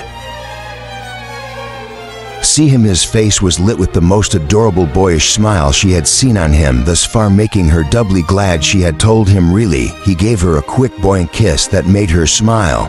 When he drew back, she was sorry to see his fangs had retracted. Easing her feet to the floor, he held her steady until her rubbery legs would support her. "The desire to bite you was almost overpowering," he admitted, "but I have to resist it. As addictive as I find your scent, I'm afraid your blood would be even more so, and make me want to keep coming back for more." He brushed her hair back from her face, gently cupped her cheek. "I can't risk infecting you, Sarah. I won't risk it. I care too much about you." She covered his hand with hers and held it there, feeling surprisingly disappointed, yet touched that he cared so much for her. He would deny himself to keep her safe, sending him a mischievous look from beneath her lashes. She murmured, "I guess you'll just have to keep tasting me in other ways and places." Grinning, he shook his head. "You're an amazing woman." Adopting an exaggeratedly somber look, she nodded. "I know." Roland laughed and scooped her up into his arms. "Let's go try out that whirlpool tub." Chapter 13. All was quiet when Bastian awoke. Glancing at the clock, he saw it was late afternoon. The other vampires would still be asleep, rousing only when the sun set. He supposed it was his age that allowed him to wake as early as he did. Perhaps the longer you were infected, the weaker the side effects became, requiring less rest and allowing brief exposure to sunlight. His thoughts turned to Roland and the woman as he dressed, then began negotiating the underground maze. Sarah Bingham, after this morning's failed attempt, had cost him 12 more men, all human. Bastian had set Tanner to seeking out information on her, wanting to know what her role in all of this was. Apparently, Sarah was neither a member of the network nor Roland's second. She was a 30-year-old music theory professor who, as far as he knew, had never laid eyes on Roland until Bastian and his men had staked him out for the sunrise practically in her backyard. She was a complication he had not anticipated, but one that may work to his advantage. Killing Roland was his top priority. He would accomplish that feat using any means necessary. Crossing the basement's main room, he climbed the stairs. The farmhouse's living room was empty. There were only 4 humans in his employ now. He could hear 3 of them trolling for snacks in the kitchen. Bastian entered the study as the 4th Tanner pulled a stack of papers from the humming printer. "Is that tonight's list?" Tanner jumped, then turned to regard him with a worrisome amount of relief. "You're awake finally. That couldn't be good. What's wrong?" Tanner rolled his eyes and set the papers on the neat desktop. "It's Keegan. He's been calling every 5 minutes, wanting to meet with you." "Did he say what the problem was?" "No, he just kept cursing me out for not waking you up, then cursed me out some more for not telling him where you live, so he could do it himself." "Thank you for that." Bastian was still unsure he had done the right thing by trusting the biochemist and didn't want to leave himself and the others vulnerable. "Sure thing. Maybe you should call before he has a stroke." Lowering his voice, he muttered, "Or before I strangle him." Bastian smiled. "I'll wait and go see him when it's dark." "You want backup?" "No, I can handle him." Tanner laughed. "I'm sure you can." The phone rang. Tanner glanced at the caller ID, lifted the receiver, then slammed it down again. "How's the hunt going?" "More slowly than I anticipated." "Anything I can do?" "Just what you're already doing." Nodding, Tanner rounded the desk and held out the papers. "Here's tonight's assignments." Each page had a name and address at the top and MapQuest directions below it. "There seems to be an endless supply, doesn't there?" Tanner's lips tightened. "Yes, there's Dr. Montrose." Keegan fell into the arrogant little prick category. Bastian did not like him. However, that dislike was not intense enough to deter him from accepting an opportunity. Very few vampires had been given. Montrose's 23-year-old brother Casey had succumbed to the virus for years earlier. Drunken college students were easy prey for vampires, which was why so many of Bastian's men had been under 25 years of age when they were transformed. As commonly happened, the vampire who had turned him had almost immediately abandoned him. Bastian had found Casey and Montrose shortly thereafter and had taken the young vampire under his wing, offering him shelter and instruction. As long as Montrose helped him search for a cure and Casey agreed to keep their lair's location a secret even from his brother, the arrangement had worked well so far, and fortunately Montrose forgot on occasion. Just who wielded the power in this game and needed to be reminded, Bastian silently let himself into the single man's house and followed the curses and frustrated thumps and thuds to the basement lab. His back to Bastian, Montrose stood beside a cluttered desk with a phone's receiver held to his ear, swearing foully. He slammed the receiver down. Bastian let his fangs descend their full length, made sure his irritation was enough to make his eyes glow, then put on a burst of preternatural speed, so he seemed to appear out of nowhere directly in front of the good Dr. Montrose was so startled his feet left the floor. Bastian, where, how did you get in? Bastian curled his lip, flashing a bit of fang. Tanner, long as both my employee and my friend. Would you care to explain why you verbally abused and tried to berate him into disturbing my rest? Sweat beading on his forehead, the average-sized, prematurely balding man took a nervous step backward. It was an emergency. Bastian towered over him, scowling menacingly. An emergency would be finding the teaspoonful of Casey's remains left behind after an Immortals attack. Montrose paled. Casey is even now awakening from the rest you sought to deny me. So there's no emergency. Did you finish the suit? No, it'll be ready tomorrow. Why is it not ready tonight? After stuttering several unsuccessful beginnings, Montrose said, I need to know where you got that blood sample you brought me. Not Casey's, the other one. Bastian frowned. You know where I got it from? Your enemy, the Immortal Guardian. Yes, where can I find him? In a few days there won't be anything left for you to find. Montrose shook his head wildly. You can't kill him. He isn't human. Bastian laughed. Neither is your brother, but he was once, Montrose said earnestly, frowning. Bastian studied the man carefully. There was an almost fanatical gleam in his eyes, put there by something he must have found in Roland's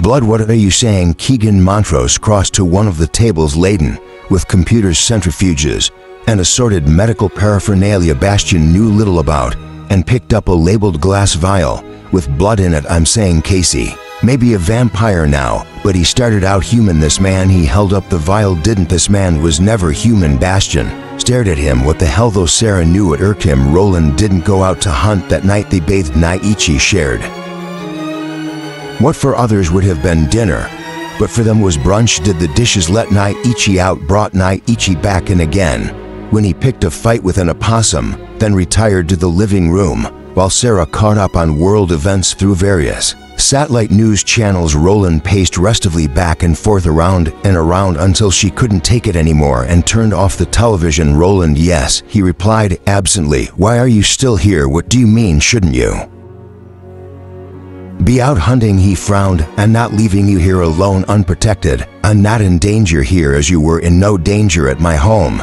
You said yourself they must have followed us after the big paranormal rumble. Well, there's no way they could have followed us here. Seth zapped us here, or flashed us, or teleported us, whatever you want to call it. There's nothing to lead them here. He resumed his pacing. Except me. If they see me out hunting and follow me home, yeah, like that's going to happen. You're expecting it now, and we'll know if they even try to tell you. You have more faith in me than I do. I have complete faith in you, she told him honestly. He stopped and turned to stare at her, his expression stunned. How can you? I failed you twice now. It was her turn to frown. What, when you were harmed running from that bastard Bastian? And me, I might add. He had never said as much, but she knew her initial fear of him when she had seen him sprout fangs and drink. The goth kid's blood had hurt him, and again, when you were nearly shot and burned alive while in my home and under my protection. I'm here, am I not? She retorted, coming to her feet, safe and secure, and still in one piece. I'm not leaving you. What about Bastian? He almost killed you twice. Don't you want to find him? Hell yes, his expression shouted, even as he shook his head. Your safety is more important to me than call Chris Rodden and have him send some guys over to protect me. While you go take care of business, I'm not going to entrust your safety to a group of humans I don't know from Adam. So what? Bastian goes free. His shoulders tensed. Marcus is searching for him as his Lizette. Sarah crossed the room and stood toe-to-toe with him. You know that isn't good enough. Reaching up, she stroked his clenched jaw. You want to be out there with them hunting this guy down and taking him out yourself. Leaning down, he pressed his forehead to hers and sighed. I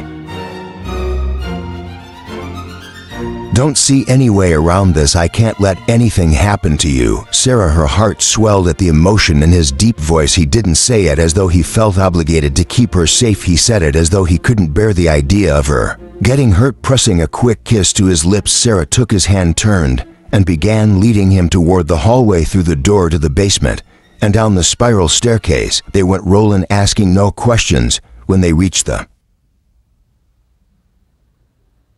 subterranean floor, she turned left instead of toward the bedroom they shared on the right. Where are we going? Sarah said nothing until they reached the training room, where she flicked on the light. I want you to teach me how to kick vampire. What? Knowing I can defend myself against a vampire attack will help put your mind at ease. Mine too. So she motioned to the weapons and assorted equipment that filled the high school gym-sized room. Teach me. He propped his hands on his hips. No, you are not going to hunt vampires. I don't want to hunt vampires, though you're chauvinistic, autocratic. I'm the man, so you'll do as I say. Attitude may prod me into it. I didn't mean. I know you're just worried about me and want to protect me, but you can't be with me every minute. When he opened his mouth to interrupt, she hastily covered his lips with her fingers. Let me finish. You can't be with me every minute of every day for the rest of my life. Sooner or later I will be in a position where a vampire, not necessarily Bastion, could catch me alone. Don't you want me to be able to fight him off? Roland removed her fingers, kissed them, then linked them with his own. Yes, excellent. I should be in pretty good shape. She exercised 6 days a week, cardio and weights. So show me what I need to know to kill something that moves faster than I can follow. 3 nights later, Roland called a halt to their latest training session. Panting heavily, Sarah took the towel he offered and mopped her damp face as she collapsed onto one of the padded benches the room boasted. Roland tried, but couldn't seem to wipe the grin off his face. It had been there for at least an hour now, and his cheeks were starting to ache from it. He had not enjoyed himself this much in centuries. Sarah was a natural, already a near-peak physical condition. She had listened to his instructions, earnestly mimicked them as proficiently as she was able. Then as he drilled her and tested her and put her through her paces, had rapidly begun to carry them out like a pro. It helped that she had taken a couple of martial arts classes. While she was in college, she was swift on her feet, graceful of motion, and such a joy to be around. Her quirky sense of humor reared its head at the most unexpected moments. She would be deadly serious 1 minute, concentrating on the lesson, then say something the next that would have him folding over with laughter. I am so screwed, she said, dabbing at her neck, that managed to dim his smile a little. Why do you say that? He crossed over and seated himself beside her so their shoulders brushed. She was dressed like a professional vampire hunter, black cargo pants that resembled military fatigues, with lots of loops and pockets for weapons and ammo rode low on her hips and fit her legs loosely. A black tank top clung to her narrow waist and full breasts in damp patches. New black boots fit her small feet snugly, and he feared rubbed blisters as she broke them in the tote bag carrying her clothing had been destroyed in the fire. So she had to make do with what she could find here at what she called David's estate, since he never knew when an immortal or one of the network's humans might drop by. David had made it a habit to keep a supply of men's and women's clothing on hand for any in need. Immortals' clothing tended to end up torn and blood spattered after a confrontation with a vamp. Bloodstains were more difficult to discern on black material, often appearing as simply indeterminate wet splotches. So everything in David's take what you need wardrobe was black and suitable for combat, everything except the underwear that was still in new sealed packages. It was bright white. Sarah looked great in black. Her pale skin seemed almost a glow in comparison, where it wasn't flushed from her exertions. I totally suck at this, she complained. He looked at her in surprise. No, you don't. I was just thinking that you seem to have a natural talent for it. She eyed him dubiously. Roland tucked a damp curl behind her ear. I've trained many immortals who didn't learn as fast as you do. I didn't know you trained other immortals. I thought you preferred solitude. Seth doesn't always give me a choice in the matter. Sometimes he just pops and drops some poor sod off, says train him, then leaves before I can offer any protest. She smiled wryly And now you're stuck training me. He drew the backs of his fingers down her warm, damp cheek. Training you is a pleasure. I told you you're a natural. I have not enjoyed myself so much in a very long time. He sent her a wicked grin at least. Not fully clothed, she laughed. Why are you so convinced you did poorly when you attacked me and tested me? You were holding yourself back. I want you to learn the moves and grow comfortable with them before I come at you in earnest with preternatural speed and strength, but you will come at me in earnest right soon. Yes, if you promise to let me heal the bruises or other injuries that will result. Roland, Sarah, please, he said somberly, taking one of her hands in his. I'm not simply mouthing platitudes when I say I can't bear to see you hurt. I care about you. It's going to be very difficult for me to train you in earnest, knowing I risk hurting you when my every instinct is screaming at me to protect you. I won't be able to do it unless you assure me I can heal you if anything happens. He couldn't read her expression as she gazed up at him, nibbling her lower lip. Okay, you can heal me. The tension that had been slowly gathering in his shoulders vanished. Thank you. Raising her free hand, she drew the soft pads of her fingers across his forehead, down his temple, over his cheekbone, and along his jaw in a tender caress that sped his pulse. Do you know how easy it would be for me to fall in love with you, she whispered. Roland closed his eyes. How could he feel elated and as if his heart were breaking at the same time? That would be very unwise, he told her softly, because you don't feel the same. Opening his eyes, he brought the hand he held to his lips for a fervent kiss and shook his head. No, sweetling, I fear you may have stolen my heart in the first 24 hours we were together. Shouldn't that be a good thing if we both feel the same way? If I were human, it would be wonderful. We could fall in love with light hearts, marry, have children, grandchildren, grow old together, live happily ever after, and die. But I'm not human, Sarah. I'm immortal. My body will never age. I will remain exactly as I am now while you grow old, and in time, you would become bitter and doubt my feelings for you. She stared down at their clasped hands. Maybe I wouldn't, he smiled sadly. If so, you would be the first. There have been other immortals who have loved humans. Pulling his hand onto her lap, she toyed with his fingers. Even if I didn't, I would still grow old and die. He remained quiet. Let her ponder it. I would probably come to feel like a chain around your neck, a strong, young, at least physically, man tied to a dying old woman. You see how it would be, he murmured, full of regret. And I couldn't give you children. Did the transformation leave you sterile? That's what we all believed, since even those who wished to reproduce with their human lovers were unable to. However, our scientists have come to understand. You have scientists, both human and immortal, learning everything they can about the virus, how it works, reaching a cure, and borrowing that some way to force the virus to mutate in vampires the way it has in us, so that we can end their madness and bloodlust. Have you had any luck with that? None so far. What about the fertility problem? We aren't sterile, but we may as well be with our males. The virus dramatically decreases the lifespan of our sperm. He paused uncertainly.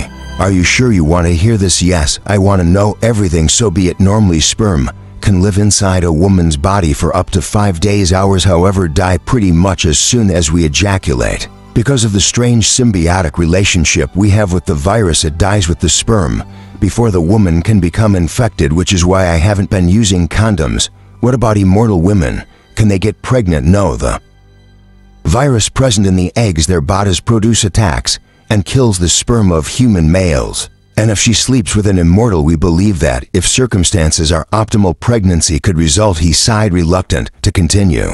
But she had asked, and she should know it all. In truth, we're uncertain how the virus would affect a fetus or a baby if it were carried to term and delivered with the child of two immortals' age, or remain forever trapped in the form of an infant immortal. Females are always conscious of the time they ovulate, and when they do, refrain from engaging in intercourse with immortal males for fear of the consequences. Her brow furrowed. So no children, no children. How he wished he could give her children. Watch her body swell with his babe. Have a tiny replica of Sarah skipping through their home. Sarah raised her chin and met his gaze. If the trade-off is having you, Roland, I wouldn't need children to be happy. His heart skipped a beat. What are you saying? What if you transformed me? Stunned Roland almost forgot to breathe. You would let me? She opened her mouth to speak, paused, then sighed. I don't know, all of this is happening so quickly. I want to say yes, but considering what's at stake, I think I should take more time to think about it. Just knowing you would consider it means the world to me. Then you would do it if I asked you would transform me? Pleasure and pain again warded within him. No, her lips parted in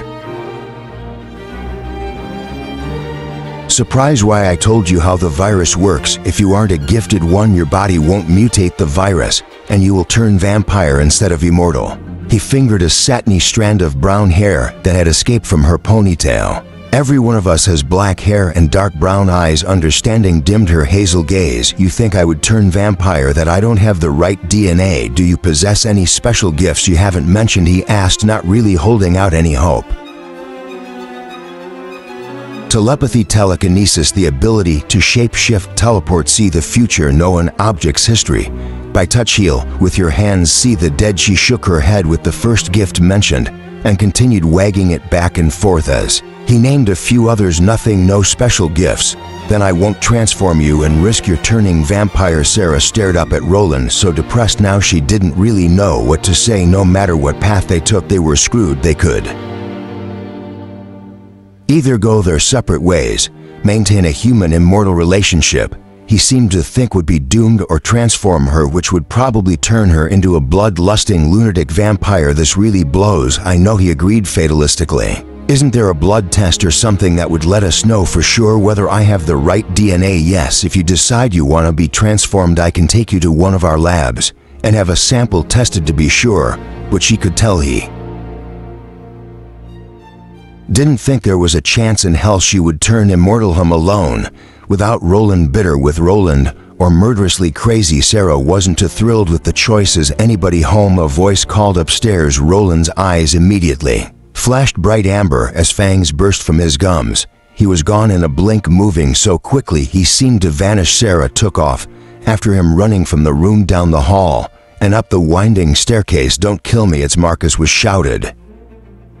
The words emerging one on top of another. Indistinct masculine voices followed, growing more clear as she reached the ground floor and headed for the living room. David gave me the code to get through the security gate, and a key, Marcus was saying. Roland must have asked how he had gotten in without tripping the alarm. When I moved to North Carolina, every immortal in the state has one. I don't. That's because you're antisocial, Marcus replied, as though explaining it to a child. Sarah pursed her lips. She was beginning to think the other immortals used that particular label just to aggravate him. If you had accepted his invitation, Marcus went on, he would have given you one to. Hello, Sarah. Hi, Marcus, she greeted as she joined.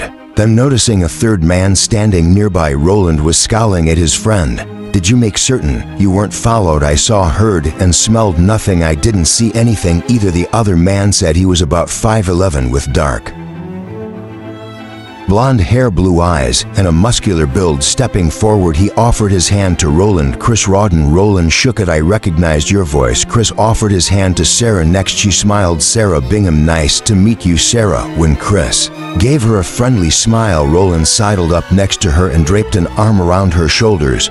Was he jealous? The warning scowl he sent the blonde certainly seemed to indicate he was, as he motioned for them to sit down. What have you found out? Sarah and Roland sat beside each other on the sofa. Marcus took the cushy chair on Sarah's other side, while Chris sat in one of the chairs opposite them and dropped a manila file folder on the coffee table between them. The vamps seem to have gone deep underground, Marcus said wearily. Lizette and I have spent every hour of darkness searching for them for the past 3 nights and haven't found a thing. If they're feeding, they're doing it well outside our territory and are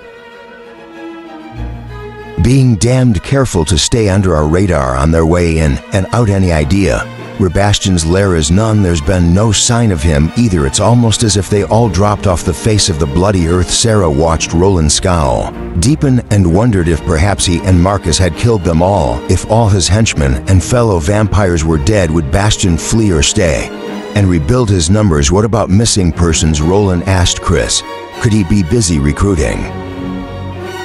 Chris shook his head. No new missing person reports since he torched your house, and my men at the county morgue said there haven't been any new feeding deaths. Camouflaged as car crashes, shootings, suicides, or farming accidents, as Marcus said. Any vamps in the area are finding their nourishment elsewhere, so maybe there were no more vampires left, she thought hopefully. Chris seemed to be following the same train of thought because he leaned forward and braced his elbows on splayed knees. Is it possible you killed them all and Bastion is on the run? No, Roland immediately responded. This guy has it in for me. He isn't going to give up. After just 3 skirmishes. Inwardly, Sarah shook her head. 3 skirmishes. In today's 3 days of training altogether, it seemed as though months had passed. Marcus nodded. I agree. Whatever this is, it's personal. He isn't going to give up that easily.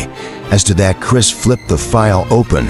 I've been doing some digging and trying to find out who the hell this guy is. Since you said he looked to be about 30 and is lucid enough to organize and maintain a small army, I figured he had to have been transformed within the past 10 years or so. Unfortunately, every Bastion or Sebastian, first or middle name, born in England in the past 50 years has been accounted for. I expanded the search to include Scotland, Ireland, and Wales and came up with the same results, which means it's an assumed name. He's going to be hard to track down. Vampires were usually fairly easy to trace because, unlike Immortals, they tended to keep the names they were given at birth. They might try to change it once or twice to avoid suspicion, but inevitably reverted to the first once the madness kicked in, and it became more difficult to arrange and keep up with aliases. Roland glowered. So you've got nothing? Not exactly, Chris said, unfazed by Roland's ire and Marcus's growing irritation. Like you. Immortals, when vampires use assumed names, they usually use family names because they're easier to remember. I put the genealogy geeks on it, and they found this rifling through the papers. Chris chose 3, turned them upside down, and slid them across the coffee table to Roland. Sarah, Roland, and Marcus all leaned forward to peruse them. It looked like something printed off of various web pages. One said something about the House of Lords, another was the passenger list of a ship. She couldn't tell what the third sheet said. The writing was too small. However, there was an old sketch displayed near the top of a man who resembled Bastion. The only Sebastian we could link you with is this man, Chris said, pointing to the sketch. Sebastian Newcomb, Earl of Marston, born 1783. It couldn't be Bastion. Then Roland had said vampires rarely lived even 1 century. Now you and Marston were both in London for much of the first 2 decades of the 19th century. Marston died in 1815 under mysterious circumstances. His body was never recovered. That's a quote, and as you know, a red flag. They can't be one and the same. Vampires don't live 200 years, true, but I wonder if you might have killed Marston, and all of this is a vendetta handed down father to son to today's Bastion. Thanks to a flood destroying a few pertinent records, information on Marston's bloodline becomes a bit sketchy. In the 20th century, right around the time your man would have been born. So Marston was a vampire I hunted, either that or a human. Roland's voice turned chilly. Immortals do not kill innocents when they feed. I am aware of that, Chris said, but you do kill minions, and minions tend to procreate. Marcus frowned. You think Marston was a minion and Bastion is his descendant? Chris shrugged. Marston wouldn't be the first member of the nobility to run with the wrong crowd, nor would your Bastion be the first to be recruited then later turned by an ancestor. We've seen the virus make its way down through family trees before. Remember that vamp in Virginia who turned both of his grandsons a few years ago? Sarah nibbled her lower lip as Roland picked up the paper and studied the sketch more closely. I don't know, he pronounced slowly. I don't recall encountering him in London. He handed the paper to Marcus. Do you know, and minions tend to linger longer in my memory because we have to dispose of the bodies, unsure whether they would be irritated by her pointing out the obvious or appreciate her input. Sarah slowly raised her hand. Roland glanced over at her with a furrowed brow, then smiled. We aren't in a classroom, Sarah. If you have something you wish to say, you don't have to raise your hand. The other 2 men grinned, shrugging. She returned their smiles. Well, I was just thinking you might be overlooking something. Chris frowned. I mean, I could be wrong. It just seems so obvious. She trailed off. What does Roland asked, reaching out to touch her hand. Holding his gaze, she said, maybe Bastion isn't a vampire at all. Maybe he's immortal. And the reason Chris couldn't find any information on him is because he isn't a descendant of the Earl of Marston. He is the Earl of Marston, Roland. And the others stared at her. That is impossible, she heard Marcus say. Sarah continued to hold Roland's gaze. You told me yourself not half an hour ago that all immortals share similar physical characteristics. When he landed on the hood of Marcus's car, is that what happened to it? Chris said in the background. I got a good look at him, Roland. He has black hair, dark brown eyes, and is over 6 feet tall. If he stood next to you and Marcus in a crowd, people would think the three of you were brothers. Chris shook his head. He can't be immortal, Sarah. Immortals don't fraternize with vampires, they kill them. And they sure as hell don't try to kill other immortals. Roland turned to look at Marcus. Both remained silent. Has an immortal ever later turned vampire, she asked uncertainly. No, never, Chris insisted. Once their bodies mutate the virus, they're safe from the madness forever. And while there might be 1 or 2 immortals I would classify as ashholes, they're never evil the way vampires are. Immortals are good guys. They don't turn bad no matter what the incentive. Oh, discouraged, she returned her attention to Roland, who still stared at Marcus. Could Seth have missed one? He murmured, his expression grave. Marcus looked ill. He never has before, not to our knowledge. Or his oh shit. Chris's eyes widened. You aren't serious, are you? Roland met his disbelieving gaze. It makes the most sense. But he tried to kill you 3 times. Roland laced his fingers through Sarah's. If Seth didn't find him after he was transformed and no other immortal happened upon him and took him under their wing, he will have learned everything he knows from vampires. Marcus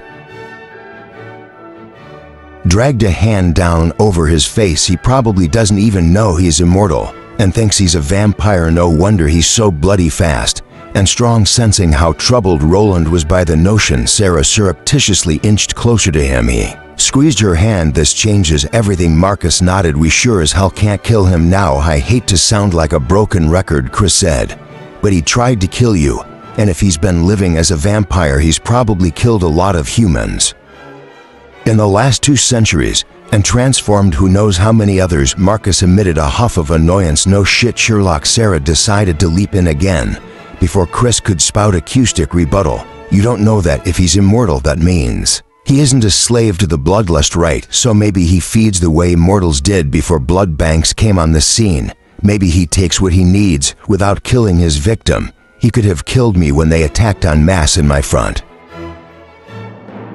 yard, but didn't he? Told his men to. Marcus reminded her. No, he told them I was Roland's weakness, then chased after you when you tried to get away. Roland pointed out. She chewed her lip. If he thought you cared about me, he might have thought I would be useful as bait. Roland swore and dropped his head back. Marcus frowned. What when his minions were dousing the house with gasoline? One of them told another Bastion had said not to light it until they got Sarah out. I assumed he intended to, I don't know, punish her for helping me or use her to get to me if we managed to escape, but the minions never specifically mentioned taking her back with them. Chris shook his head. You aren't actually suggesting he was protecting her, are you? Marcus cocked a brow. If he doesn't kill humans, Sarah thought. Chris looked as if he were about to blow a gasket. He commands a pack of vampires. Do you think they're innocent? Till we can't kill him, Roland reiterated. Not until we know for sure. Then what the hell are you going to do? Walk up to him, shake hands, and say no hard feelings? No. Roland shared another look with Marcus. We'll capture him and turn him over to Seth. Marcus nodded slowly. Do you want to tell Seth or do you want me to? Roland's hand tightened around Sarah's. I will. Chapter 14. The heels of Seth's boots made sharp percussive sounds on the stone floor as he strode through the castle's many passageways, up one, down the next. There was an urgency to his steps, a tension in his shoulders that held them rigidly squared. The hem of his leather duster flared out behind him as he swung around another corner, confident of his direction, despite the Stygian shadows unbroken by either torches or electricity. In his right hand, a cell phone was clutched so tightly the plastic threatened to crumble. Roland's words still spun through Seth's mind, circling like vultures waiting to pick clean the bones of his reason. It couldn't be true. Roland's enemy could not be an immortal. He couldn't have missed one, could he? At last Seth reached his destination and entered a room large enough to be a ballroom, leaving the door open behind him. Immortals and humans alike were forbidden to cross its threshold or even to open the door and peer within. Not that they could, though there was no visible lock on the large oak door. Any who sought to open it in Seth's absence would find the task impossible. Even When force and power tools were applied, Seth took his responsibilities seriously and generously opened his many homes to the Immortals he watched over, as well as the humans who served them so honorably and fought by their sides. Whether he was currently in residence or not, anything they needed he endeavored to provide. But this was his alone. No windows graced the room, no moonlight lit his path. Were it not for the overhead lights that flickered on at his silent command, he would be standing in a dark void. There was no furniture, no ornamentation whatsoever, save the elaborate carving that whirled across the floor and up 3 of the 4 pale gray marble walls. Only the wall encasing the door bore no markings. Seth's hands trembled as he crossed the floor, his steps echoing hollowly in the cavernous room. His heart drummed loudly in his chest, dread spilled into his stomach, burning like acid. Hidden amongst the many shadows and crevices, the massive engraving created were names, dates, and small notations made in an ancient language that would confound all but the one who had etched them. Seth found what he sought on the wall opposite the door, tucked away in the northeast corner. One name, a single notation, and a date: Sebastian Newcomb, Earl of Marston, empath, 1783. The cell phone hit the floor with a clatter. It was true. Sebastian, or Bastian, had been a gifted one. When he had been infected with the virus, he had turned immortal, not vampire, and Seth had not been there to help him. Staggered by the guilt that inundated him, Seth leaned against the east wall. How had he missed it? Though he had never admitted as much to the Immortals, to do so would only invite questions he could or would not answer. There were 3 phenomena he always felt internally, no matter how far away they took place: the birth of a gifted one, the death of either a gifted one or an immortal, and the transformation of a gifted one into an immortal. The first generated a sort of breathless tingle in his chest, the second a feeling of emptiness, and the third a sick feeling of dread, not unlike that he was experiencing now. If he focused on that dread, the individual's fear and pain would come to him and serve as a beacon he could use to track them down. Much as he had the mystery woman, he always felt it, always followed. It helped the newly initiated Immortals through the difficult transition, schooled them on their new nature, gave them purpose, guidance, the comfort of a friend, then either trained them himself or introduced them to another immortal who would perform the task in his stead and become their mentor. Who had done that for Sebastian? To whom had he turned in Seth's absence? How many humans had he harmed or killed in his ignorance, his anger, his bitterness? If he had been taught by a vampire, Sebastian's head would have been filled with lies about the immortal guardians who hunted them. Did he know he was different from his fellow vampires? Did he know he was immortal? Had he ever approached one of the guardians hoping for acceptance and instead been attacked because of his vampiric ways? Was that what had transpired with Roland, sparking this plot for revenge? Pressing his back to the wall, Seth slid down and sat on the cold stone floor, boots planted at shoulders with the part knees bent. How had he missed it? If Bastian had been turned in his 30s, it would have happened between 1813 and 1823. The first 2 decades of the 19th century had been tough ones, bloody ones, and not just because of Napoleon Bonaparte's perseverance. Another vampire had gotten it into his feeble brain that if he amassed enough vampire servants, he could take over the world. It happened once every millennium or so. A vampire would start turning humans left and right, instructing them to turn more. But the virus was so corrosive that by the time he had transformed sufficient numbers with which he could plan a campaign, he was to stark raving mad to organize or lead them. This one had been no different, lost to the madness. He had quickly forgotten his agenda and just kept turning many of his victims. Instead of killing them, abandoning them, and leaving them to fend for themselves, it had taken Roland Marcus and other immortal guardians years to track down and destroy him and the many fledgling vampires he had spawned. And at the end of it all, Seth had found himself with an unusually large number of new immortals requiring aid and training. The hardest had been Lysette. She had been turned in 1815, and before Seth could locate her, had unintentionally turned both of her brothers. They had been offering her their blood and helping her hide her condition, none of them understanding that repeated feeding would transform them as well. 3 voices calling out to him at once. Had there been a 4th drowned out?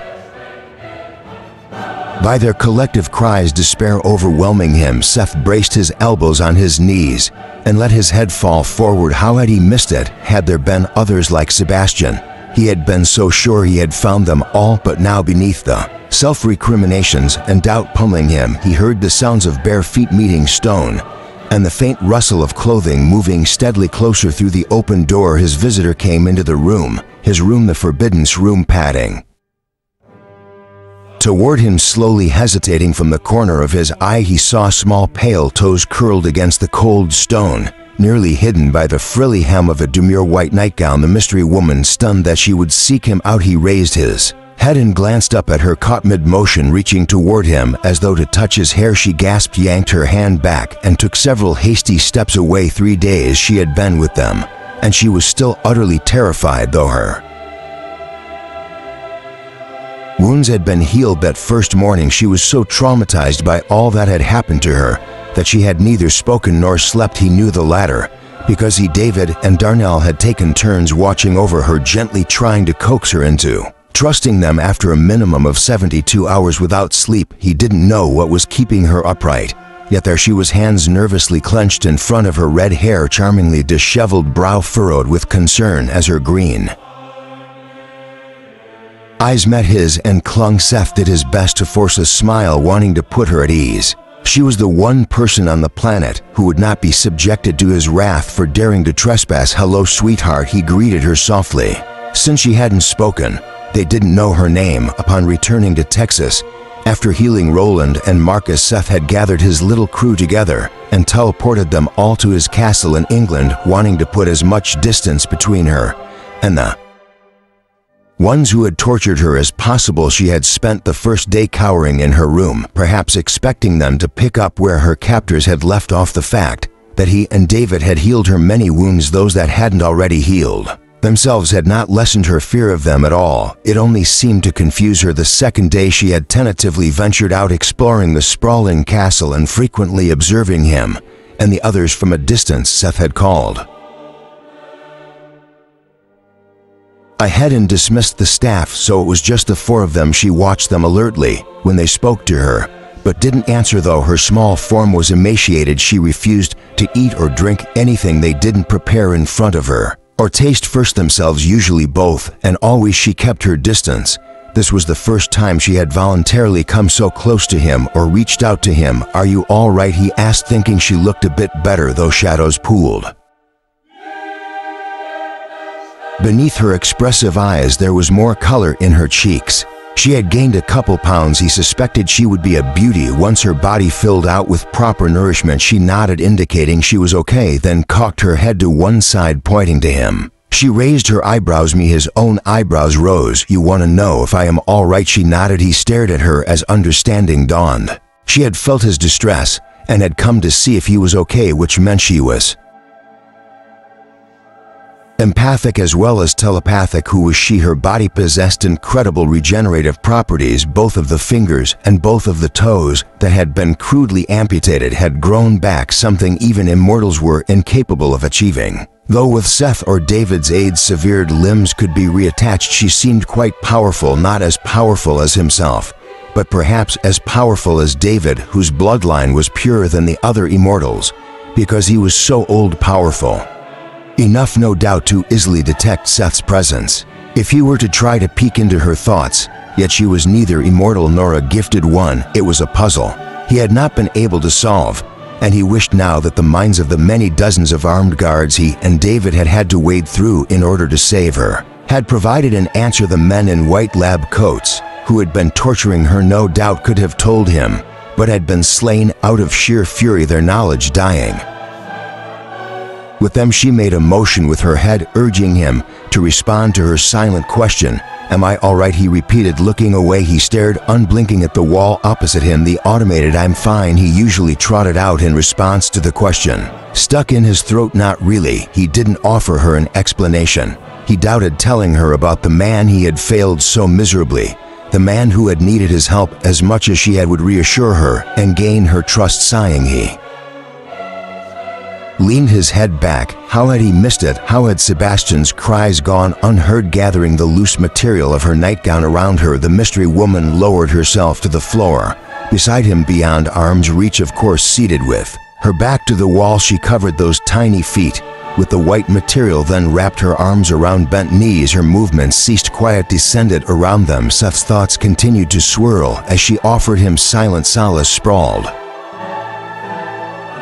on the steps that led to the whirlpool tub, Roland watched as Sarah blow-dried her hair. The bathroom, which connected to the bedroom they had claimed for their own, was as sumptuous as the one he had painstakingly installed in his own former home. He and Sarah had just shared a very passionate interlude in the tub behind him. She was so beautiful and sensual and funny. No other woman had ever made him laugh during sex, but with Sarah he would be mindless with lust one moment and roaring with laughter the next when she made some wildly inappropriate or jesting remark between gasps of ecstasy.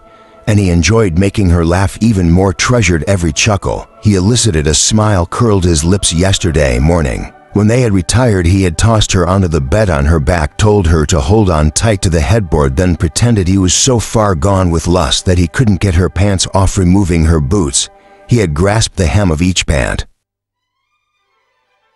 leg, knowing her belt wouldn't let them slide down her hips, and pulled hard. Sarah had squealed as her body had risen off the bed at least a foot. The black jeans hadn't budged. Feigning frustration, Roland had growled and yanked and shook. Her body had swung wildly from side to side and bobbed up and down as though she were on an out-of-control hammock, and all the while she had clung to the headboard, dissolving into giggles that made his heart go soft and warm. Damn, he loved her. He loved everything about her so much that he couldn't breathe when he contemplated losing her and returning to his customarily cold, isolated existence. The scent of ripe strawberries filled the room as she directed hot air through her soft brown tresses. A white towel hugged her slender curves from breasts to mid-thigh, slipping lower and bearing more cleavage as she shifted her weight from one foot to the other. There were two sinks in front of her above, which hung to oval shaped framed mirrors. They had found everything they needed amongst David's supplies. His toothbrush, comb, men's deodorant, and straight razor were clustered around the sink on the left. Scattered around the sink on the right were Sarah's toothbrush, ladies' deodorant, comb, styling gel, elastic ties, the toothbrush, and shaving cream they shared, and when she wasn't using them, her brush and the hair dryer. He liked seeing their things together, mixing and mingling like a married couple's. He liked watching her perform such mundane tasks as drying or braiding her hair. It was why he hadn't bothered to dry his own, merely running a comb through it and dragging on a pair of jeans before settling in to observe her. It had rapidly become his favorite pastime. He felt so at peace in these moments, almost as at peace as he did when he held her as she slept. The whine of the dryer stopped. Sarah met his gaze in the mirror as she unplugged it and set it aside. "You're smiling," she said softly, the corners of her own lips turning up. He nodded, still surprised by how naturally smiles and laughter came to him. Now she ran a brush through her hair, then set it on the counter. He sat up, knees splayed, as she turned away from the mirror and approached him. Her cheeks and the tips of her ears were pink from the blow dryer, her skin warm and deliciously fragrant. "I like it when you smile," she confessed, tenderly tunneling her fingers through his damp hair. Sighing in bliss, he leaned forward, wrapped his arms around her, and rested his cheek against her stomach just beneath her breasts. "You make me smile," he murmured, no longer fighting his feelings for her. He knew it wouldn't last, that he would lose her in the end, but had not the strength to resist the lure of the happiness, however brief it may be, that she brought him. Tilting his head back, he rested his chin on her flat stomach and stared up at her. "My life was so barren before we met, Sarah. I couldn't feel anything anymore, didn't let myself feel anything." Reaching up, he stroked her lovely face. "Then you came along with your courage and teasing and passion and woke me up." She cupped his face in one hand, brushed her thumb across his cheek. "Now I feel so much that at times it overwhelms me," he admitted. "I laugh, I want, I need, I live, Sarah, because of you." Her eyes glimmered with moisture. "I love you, Roland." He rose and gathered her into a loose embrace. "I love A tear spilled over her lashes as she smiled up at him. I am so glad I decided to dig my garden that morning. He grinned and stole a kiss. I am too. She bit her lip. Even though I'm going to grow old is sobering fact. He tried not to contemplate. We can't know exactly what the future has in store for us. But I can tell you with absolute certainty that young or old, I will love you every day we have together, and will love you every day thereafter. I don't pretend to understand how this could have happened so swiftly, but he broke off, uncertain. What I have little experience with this. He hadn't even tried to court a woman in centuries. So I don't know if it is crass to say this or not. She gave him a squeeze. You can tell me anything. Drawing a deep breath, he shared with her the revelation that had come to him over the preceding days. This is the first time in my 9.5 centuries of existence that I've truly fallen in love. The words definitely took her by surprise, but I thought I never felt anything close to this with Beatrice. She and I were more like friends with benefits, and with Mary I had even less. She stared up at him, saying nothing. Unease crept in as he began to wonder if he had just put his foot in it. Sarah, you aren't blinking, love. What are you thinking? Her stomach growled. You are so getting laid. After I refuel, emitting a bark of relieved laughter, he hugged her to him. The bleeding of his cell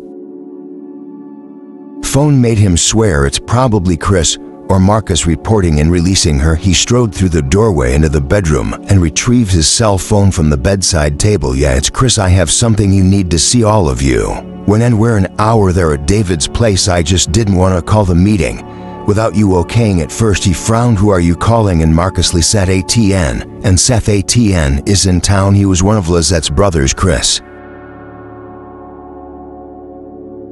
made a sound of impatience.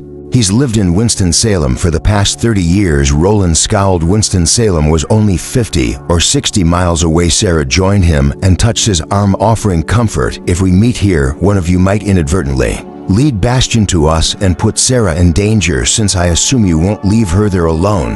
That could be said about any meeting place you choose. David's house is the safest bet. It has an excellent security system and several secret escape routes. What secret escape routes? Sarah's eyebrows flew up. A long-suffering sigh came across the line, and Roland could guess what the man was thinking. If he hadn't shut David out, he would already know. I'll tell you when I get there. I have to make these calls. Fine, he grumbled, hanging up. Chris has found something and is calling a meeting here. Yes, they'll be here in an hour. She went to the armoire and started pulling out clothing. Who, him and Marcus? Yes, plus Seth Lisette and Etienne. Even though it had been less than an hour since they had made love, his body hardened as she tossed aside the towel and pulled on a pair of white bikini panties. Whose Etienne? Her bountiful breasts swayed as she reached for a pair of black cargo pants, nipples still rosy from his earlier attentions. I can't remember. All the blood in my head just rushed to my groin. She glanced at the erection straining against his zipper, then dropped the pants. A sly smile tilted her lips as her eyelids lowered slightly, eyeing him as though she were imagining him naked and plunging inside her. She slowly began to circle the perimeter of the room. You want me? She asked in a low, sultry voice that made his body burn. He stared, riveted, as she raised a hand, slipped her index finger between her full lips, and sucked, reminding him how it had felt to have those lovely lips close around his cock, her tongue stroking him until he lost all control. Yes, the word emerged is almost a guttural growl. You want to be inside me? When she drew that finger down over her chest to stroke her breast, his knees threatened to buckle. Hell yes, then you're going to have to catch me. By the time the words registered, she was out the door, eyes widening, another smile dawning. Roland gave chase. He deliberately refrained from using his preternatural speed, curious to see where she would lead him. Sarah sprinted down the hall to the training room and darted inside slowly. He entered behind her and paused by the door. Though he wouldn't have thought he could get any harder, he did when he realized where she was heading. Bypassing the assorted equipment, she crossed a large empty sparring area with a padded floor and turned to face him. Here, she said, continuing backward with slow, sensual steps as she watched him avidly. I want you to take me here. Behind her stretched a wall of floor to ceiling mirrors. Sarah jumped when Roland crossed the distance. Between them in a single leap, her heart raced as he prowled toward her, with all the grace of a jaguar, eyes glowing, fangs peeking out from between parted lips. His jeans rode low on his hips, the long hard ridge of his erection impossible to miss barefoot. Making no sound on the padded floor, he matched her step for step, the heavy muscles in his chest and rippling abs flexed as he stalked her. She stopped a few feet from the wall. Roland halted as well, his body so close she could feel his heat, smell his wonderful scent unclouded by cologne. His head dipped, his warm breath falling upon her neck. She was already wet and trembling for him. He inhaled deeply, rubbed his face against her like an affectionate cat as he slipped one arm around her waist.